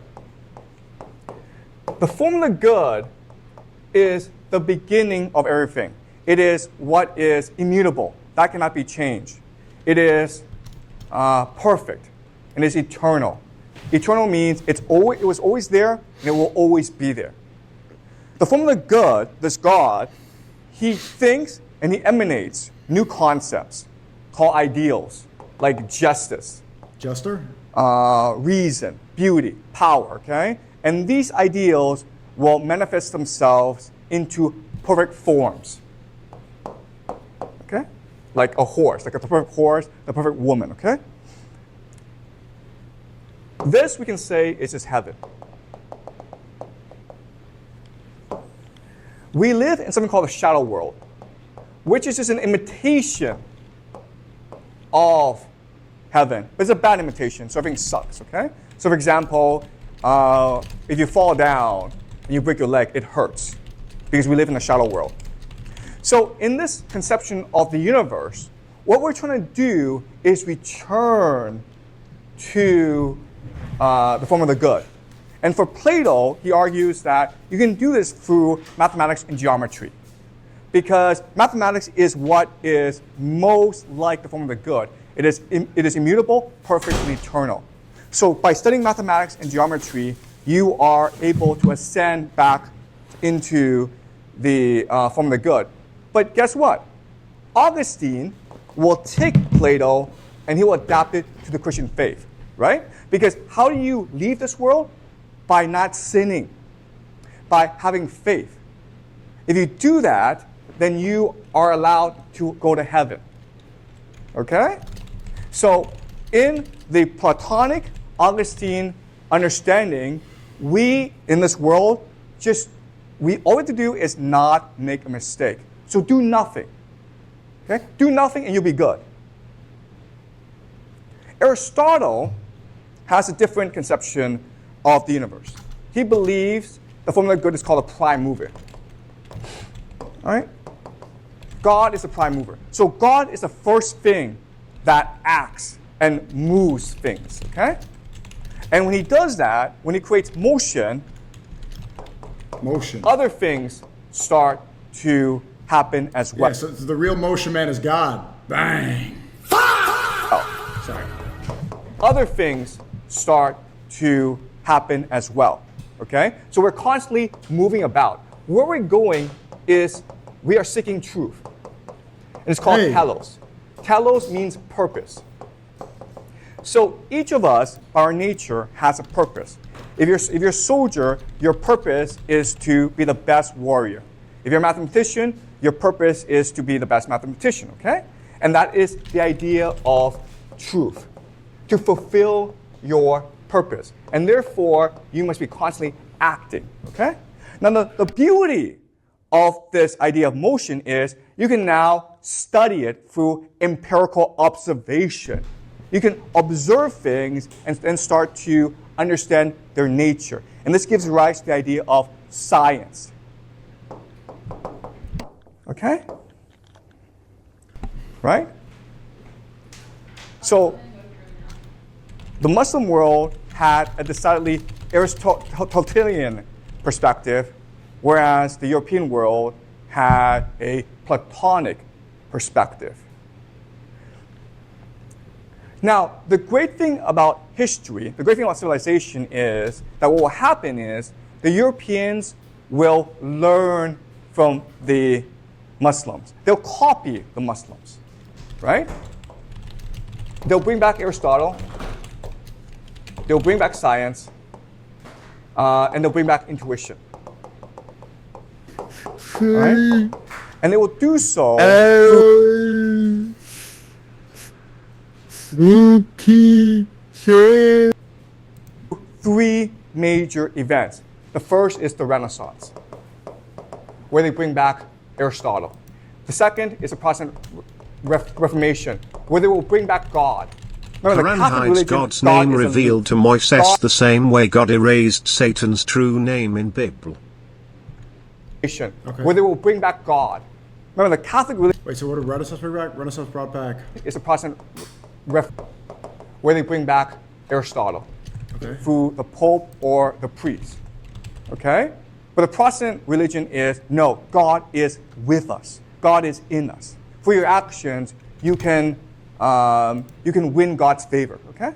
Dr. Roy Casagranda's top viewed video gave the sauce for free. Yeah, thank you. He's what you're searching. Thank you again for the 80 TTS today telling me to watch a video that I'm not watching. Right, the scientific revolution. And these are the three major events that will give us modernity.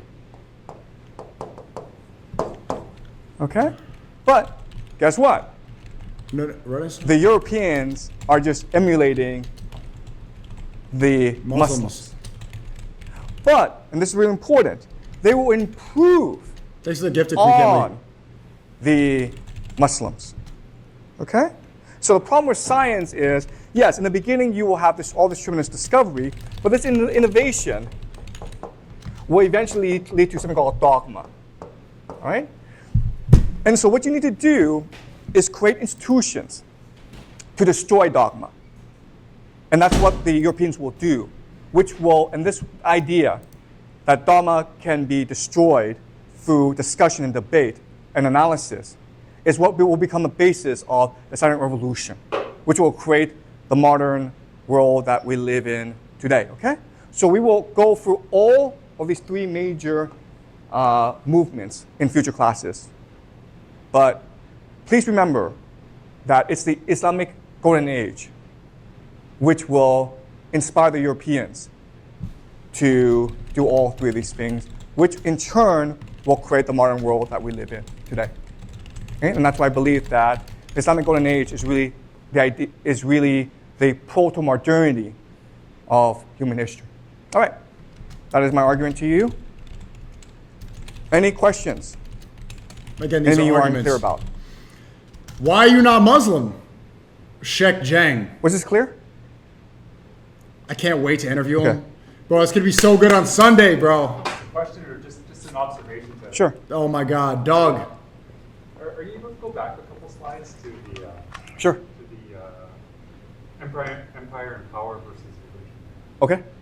Sure. Right here. Yeah. Why are you obsessed with the teacher? He reminds me of my grandfather. You got me thinking about the early. I'm not trying to call him old, but like he's exactly like my Filipino grandfather.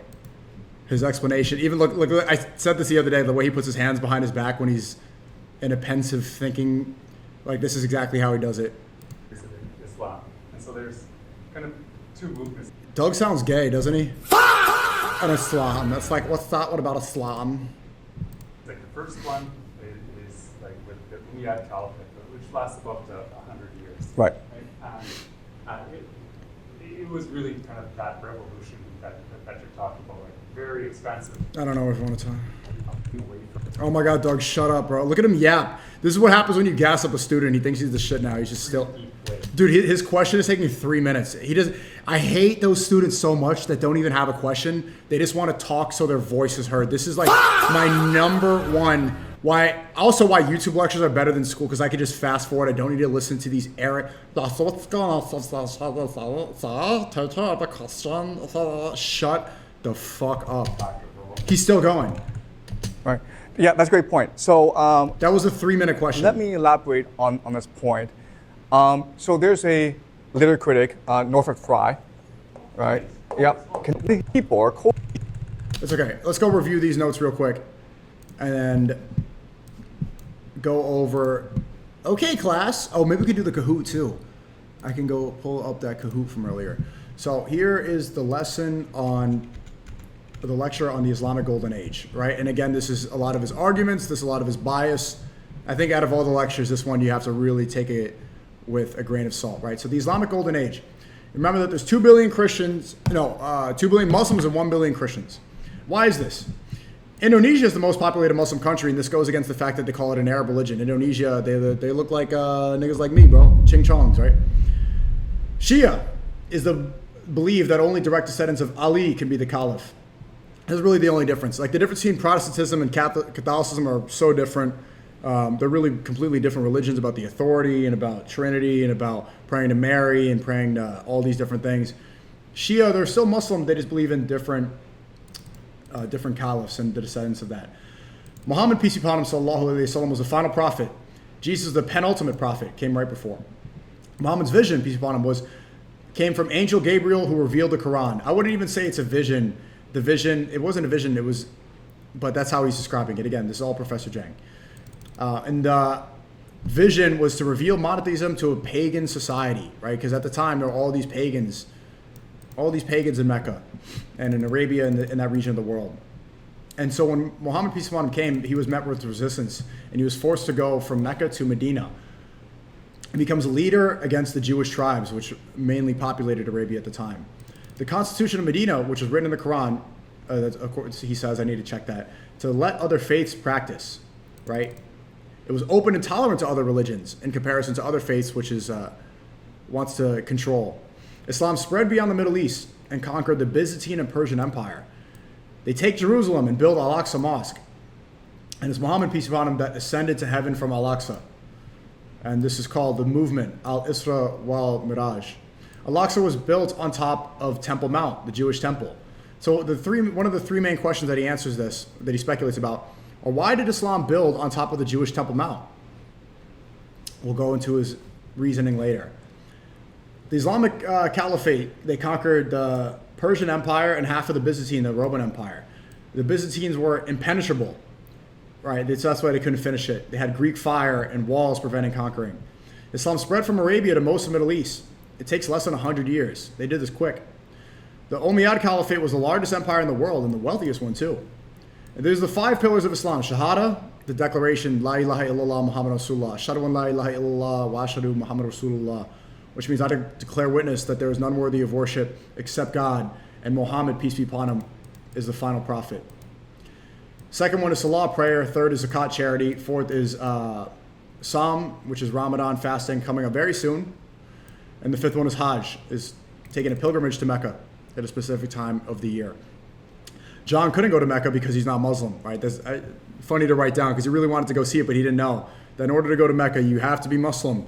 Brother, what's your Muslim name? Allah Akbar! Jews were a part of early Islam and were literate. So the question is, like, why were there no early records of the first 100 years of Islam? Because Muhammad, peace on him, he was illiterate. Why did Muslims war with 2 empires, the Roman and Persian? So here are 3 questions. Why did they war with the Roman and Persians? Why did he not name it? Why did the final prophet not name his successor? And why did Muslims build on a Jewish temple?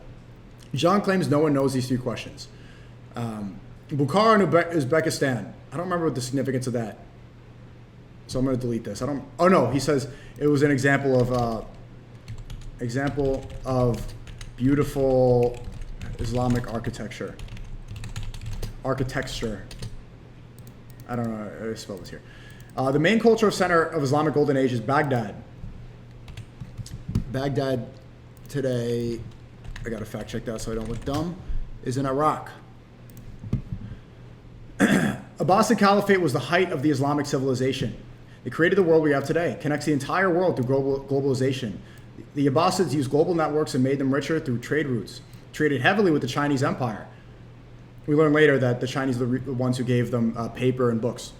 It created the Maritime Silk Road, trade routes. The main center of production was called the House of Wisdom model, called Library of Alexandria. The first university to systemize Hellenic through mass dissemination. What's the definition of Hellenic? I don't know. I'm not going to pretend like I do. Hellenic is... Oh, it was a period of Alexander the Great's conquest. Oh, what would you say for that? Oh, Hellenic? Hellenic. Okay, Hellenic.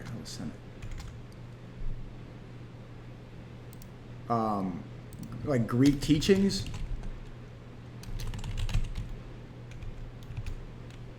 Through mass dissemination. Dissemination, the definition is the action or fact of spreading something, especially information, widely. Greek culture, okay. That's the same as teaching, similar. Right, so the Islamic Empire took works from Aristotle and Plato and disseminated, spread across the world. Systemized and built on math. So Islam is the reason that we have modern day math, the math we learned in school. The Greeks, Jews, and Persians were all trading information in the House of Wisdom. House of Wisdom, again, was in Baghdad, if I'm not mistaken. Let's go fact check that. Was it Baghdad? Yeah, it was in Baghdad. The Al-Aqsa Masjid was built on top of the hidden books of magic from Prophet Solomon time.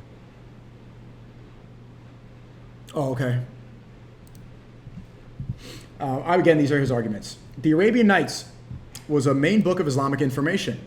At the time, poetry was considered high art. This book was considered low art, but eventually the Europeans adopted it, and it was the basis of many Disney works and stories. Rumi, from 1207 to 1273, was one of the major thinkers of the Islamic Golden Age. He was a Persian poet and mystic philosopher. Ibn Sina from 980 to 1037 was the most famous intellectual of the Islamic Golden Age. His books were admired in Europe. He inspired Leonardo Fibonacci. Again, you get the Fibonacci sequence from him. He went to Baghdad and imported ideas to Europe. Ibn Rushd from 1126 to 1198. You know what's really interesting too? You never learn about the Islamic Golden Age in school. Did you? I never learned any of this. But again, this goes back to his idea that the English language has a supremacy ideology built into it, which is why the British Empire spread so much and why the Chinese should prioritize themselves instead of the English language, because when you learn the English language and when you learn within English, it's going to promote things like Shakespeare and stuff and those ideologies with it. Probably a reason why this is not taught in Western schools. I never learned any of this in school. Ibn Rushd influenced Dante's Divine Comedy. He named Socrates, Plato, and also Avicenna, which is a nickname for, or Latin name for Ibn Sina.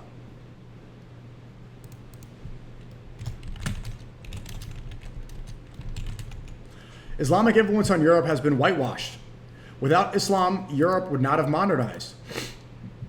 Musa al-Khwarizmi, from 780 to 850, he was nicknamed Algorithmy. He was the father of algebra. Algorithmy, the basis of modern algorithms. Algebra and algorithm were Arabic words.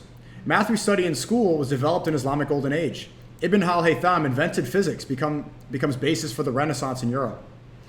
The first 24-hour hospital was in Baghdad. Poor people could receive free medical treatment. Al-Qarawiyyan from 859 was in Fez, Morocco. He had the first degree granting university. Oh no, it was founded by a woman. Is this a woman?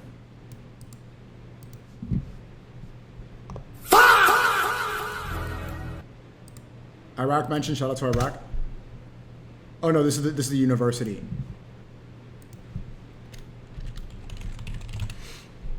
Founded by a woman. I don't know her name. In 1258, the Islamic Golden Age comes to an end. The Mongols sacked Baghdad and burned all the books. No! Baghdad had thriving bookstore culture. And they learned how to make paper and books from China. But the Mongols came in and they destroyed it all.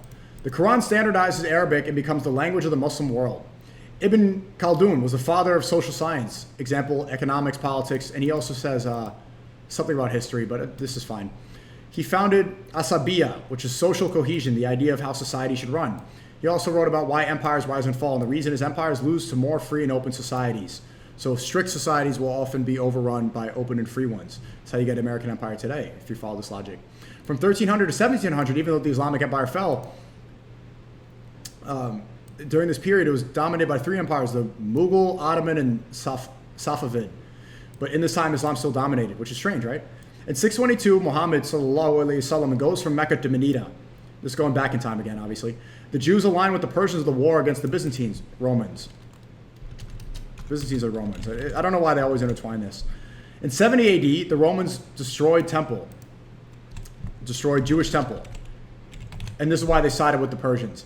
In 135 AD, the Romans expelled Jews. Jews want to return to Jerusalem and rebuild their temple. The Persians take Jerusalem and push out the Romans. This is I'm gay, I'm a numbers guy. Persians linking up with the Jews. Emperor Heracles of the Romans returned to Jerusalem in the First Crusade. Emperor Heracles, right? He expels the expel of Jews? Oh no, they expel the Jews. They kill a lot of Jews. I don't want to put this on Twitter, it's going to get me banned. Might get me in trouble. They expel and unalive the Jews. Jews have nowhere to go after Jerusalem expulsion. Muhammad sallallahu alaihi wasallam in Medina promises religious tolerance. Islam is now a distinct religion. Muslims at the time were called believers, right? Because the word Muslim just means submission to God. All Abrahamic faiths were then considered one religion. The Constitution of Medina is the idea of religious tolerance in the Quran.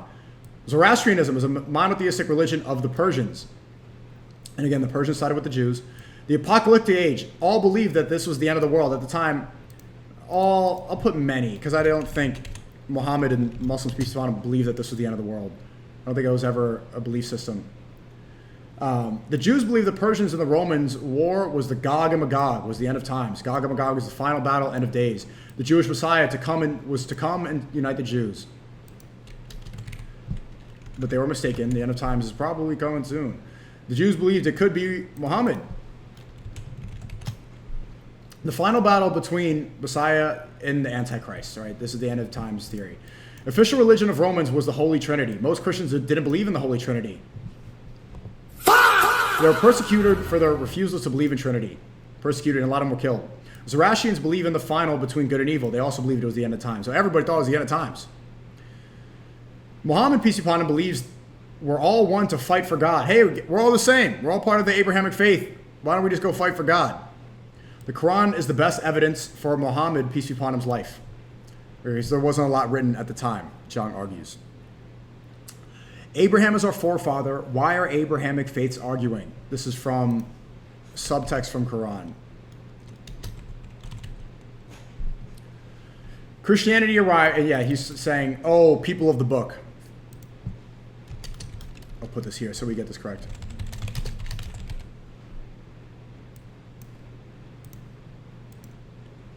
Christianity arrived from the debate about Jesus. Muhammad, peace be upon him, argued that Jesus was a prophet, not God. He said, do not worship messengers. That's shirk. You're worshiping other than University God. of Al Qarawiyyan founder is Fatima Al Faria, and she is Tunisian. Okay. Oh, she's Tunisian? Oh, it's good to know. The Trinity is nonsense, and that God is one, not three. In 622, Christians were being persecuted for refusing the Trinity under the Roman Empire. Some were killed. Muhammad confirms these Christians' belief of monotheism. Right? He goes on this argument about if you're called crazy for so long and then somebody says you're not, you're going to follow them. Islam is the first monotheistic religion in the modern sense. Power from Islam comes from uniting paganism, because pagans at the time helped us feel and understand the world. It made us feel good. Feel good, yoga. Islam had simplicity, clarity, and absoluteness of monotheism. Islam is a major intellectual revolution because of fitra, because it describes this innate feeling that we're supposed to worship the one God. Islam as proto-modernity, basically the baseness of modernity, which obviously, in hindsight, I don't know if that was a good thing. But it's not the fault of Islam, it's the fault of people who took modernity and used it for greed. Jiang believes God is within, we can touch God, because of his Eastern bias. He doesn't understand Islam. He's saying that Islam says God is within and that it's everywhere. It's not Islam at all. God is the idea of one true creator, right? Greater, and that is not here within, and around. Islam becomes a social order. Muhammad sallallahu alaihi wasallam represented a revolution against the social order. So he argues that Islam is a revolutionary religion.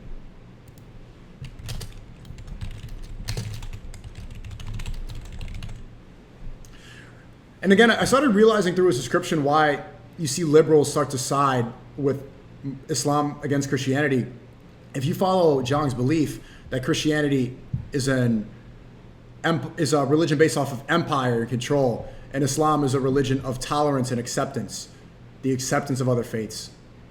It seems to be why liberals resonate with Islam compared to Christianity. Early Muslim caliphs died in military conflict. That's why we don't have information from early military records between empires. The early days of Islam, Jews and Christians, in the early days of Islam, Jews and Christians were part of a hierarchy.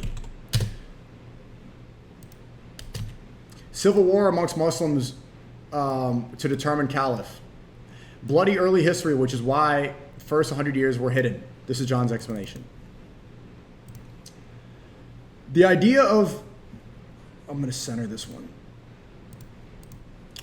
The idea of history comes from Greeks and Romans who wrote it down. Maybe because they believed it was the end of days, no point in writing. That's, again, his argument for why.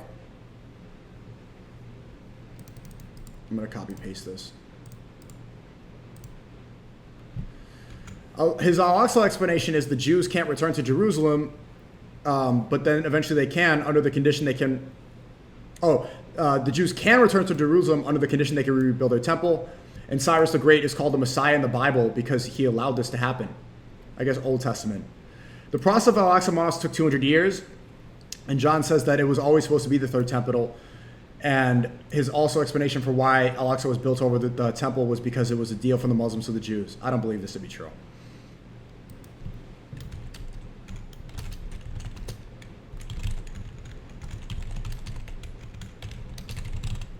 Again, I usually don't put this in the notes, but this is super speculative and divisive, so I'm going to include this because I'm publishing these notes. Jews were the first to have a complete history. Adam and Eve, Moses, patriarchs. They have literary culture. Jews were expected to be people of the book. I'll put problem. Problem.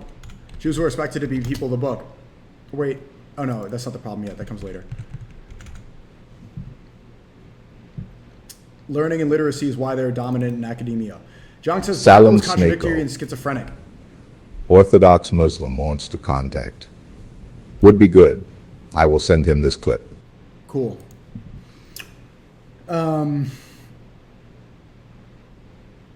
Okay, Jiang says the Bible is contradictory and schizophrenic. It's hard to pick up a definite message. I'll say definitive. Torah is much more important. Rabbi explains the Bible. Rabbis have to explain the Bible to people in synagogue because it makes no sense. That's what he's saying. He's saying that Yahweh is problematic. Yahweh is violent and he doesn't know what he's doing. And in the Bible it says the chosen people. Well, for you, there's a question. Hey, Sneak, you should look into the Avicii's history before he died. Interesting story. I'll look into that. How are chosen people persecuted all the time? And we talked about that in a previous lecture. It's the crisis of faith. Why are chosen people kicked out of Jerusalem by Romans? This is redundant. I can delete this note. It also aligns better here. Christianity came to explain the problems in Jewish faith. Jesus' sacrifice helps us understand ultimate good. Suffering will end under the return of Jesus. Jesus being God is a confusing story. Why would God come down and sacrifice himself? Trinity is strange and counterintuitive, separate but equal. Islam rectifies failure of Christianity, takes Jewish and Christianity and unites it as continuation. O people of the book. Great surah from the Quran. Islam has an absoluteness of God. Jiang believes God is within Islam. Not true. God is not within us, and we can't touch God. But he says this over and over again. The 5 pillars give you strength and purpose. The idea of deen. The straight path. Islam propels beyond all. Jiang believes the weakness of Islam is simplicity and too clear. This is the craziest part of the lecture to me. Jiang believes weakness is allowing for other faiths. Believes Islam's weakness is allowing for other faiths. But this is not really a weakness in Islam. It's more about a weakness in humanity. Because that's what we should do. We should allow for other faiths. We should be tolerant of people. But the fact that that tolerance allows greedy people to subvert and take over and push their own agenda. That's not really a weakness in Islam. That's a weakness within human nature. Because the faith tolerance allows for innovation. Jiang believes innovation is a blessing and a curse. Right? It allowed for modernity, but it also allowed for diversion. Islam gives way for creativity, which also prevents its empire. The creativity and the growth and the benefits and the beauty of the Islamic empire also allowed for its downfall, because so much creativity and everything, and tolerance prevents empire. Empire is only possible through control and power. Here we are, Christianity versus Islam. Christianity was developed by Roman Empire to co-opt the Jews. Christianity is a religion of empire and power. How to control people. Whereas Islam is a revolutionary religion of openness and inclusivity. And the goal is to convert as many as possible, rather than control as many as possible. Christianity method of control is orthodoxy. Here's heresy. Oh yeah, heresy is against God and Christianity, heretical. Heresy is philosophy from Plato. Whereas Islam activates the energy of its followers. Religion is based on intuition. Intuition allows for science. You can discover truth through observation. Aristotle argues for intuition. This allows for science. Christianity is represented by Plato.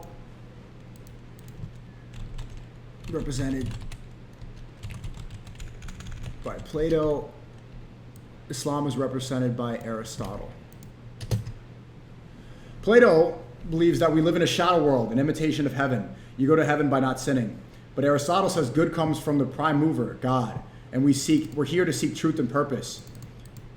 And this idea gave birth to science. Europeans learned and copied from Muslims. The Renaissance brought back Aristotle. the European Renaissance. Renaissance, Protestants, scientific revolution was the basis of modernity. All this came from Muslims. Islamic Golden Age inspired Europeans to create the modern world. Proto-modernity of human history. So that was a great lesson, great lecture.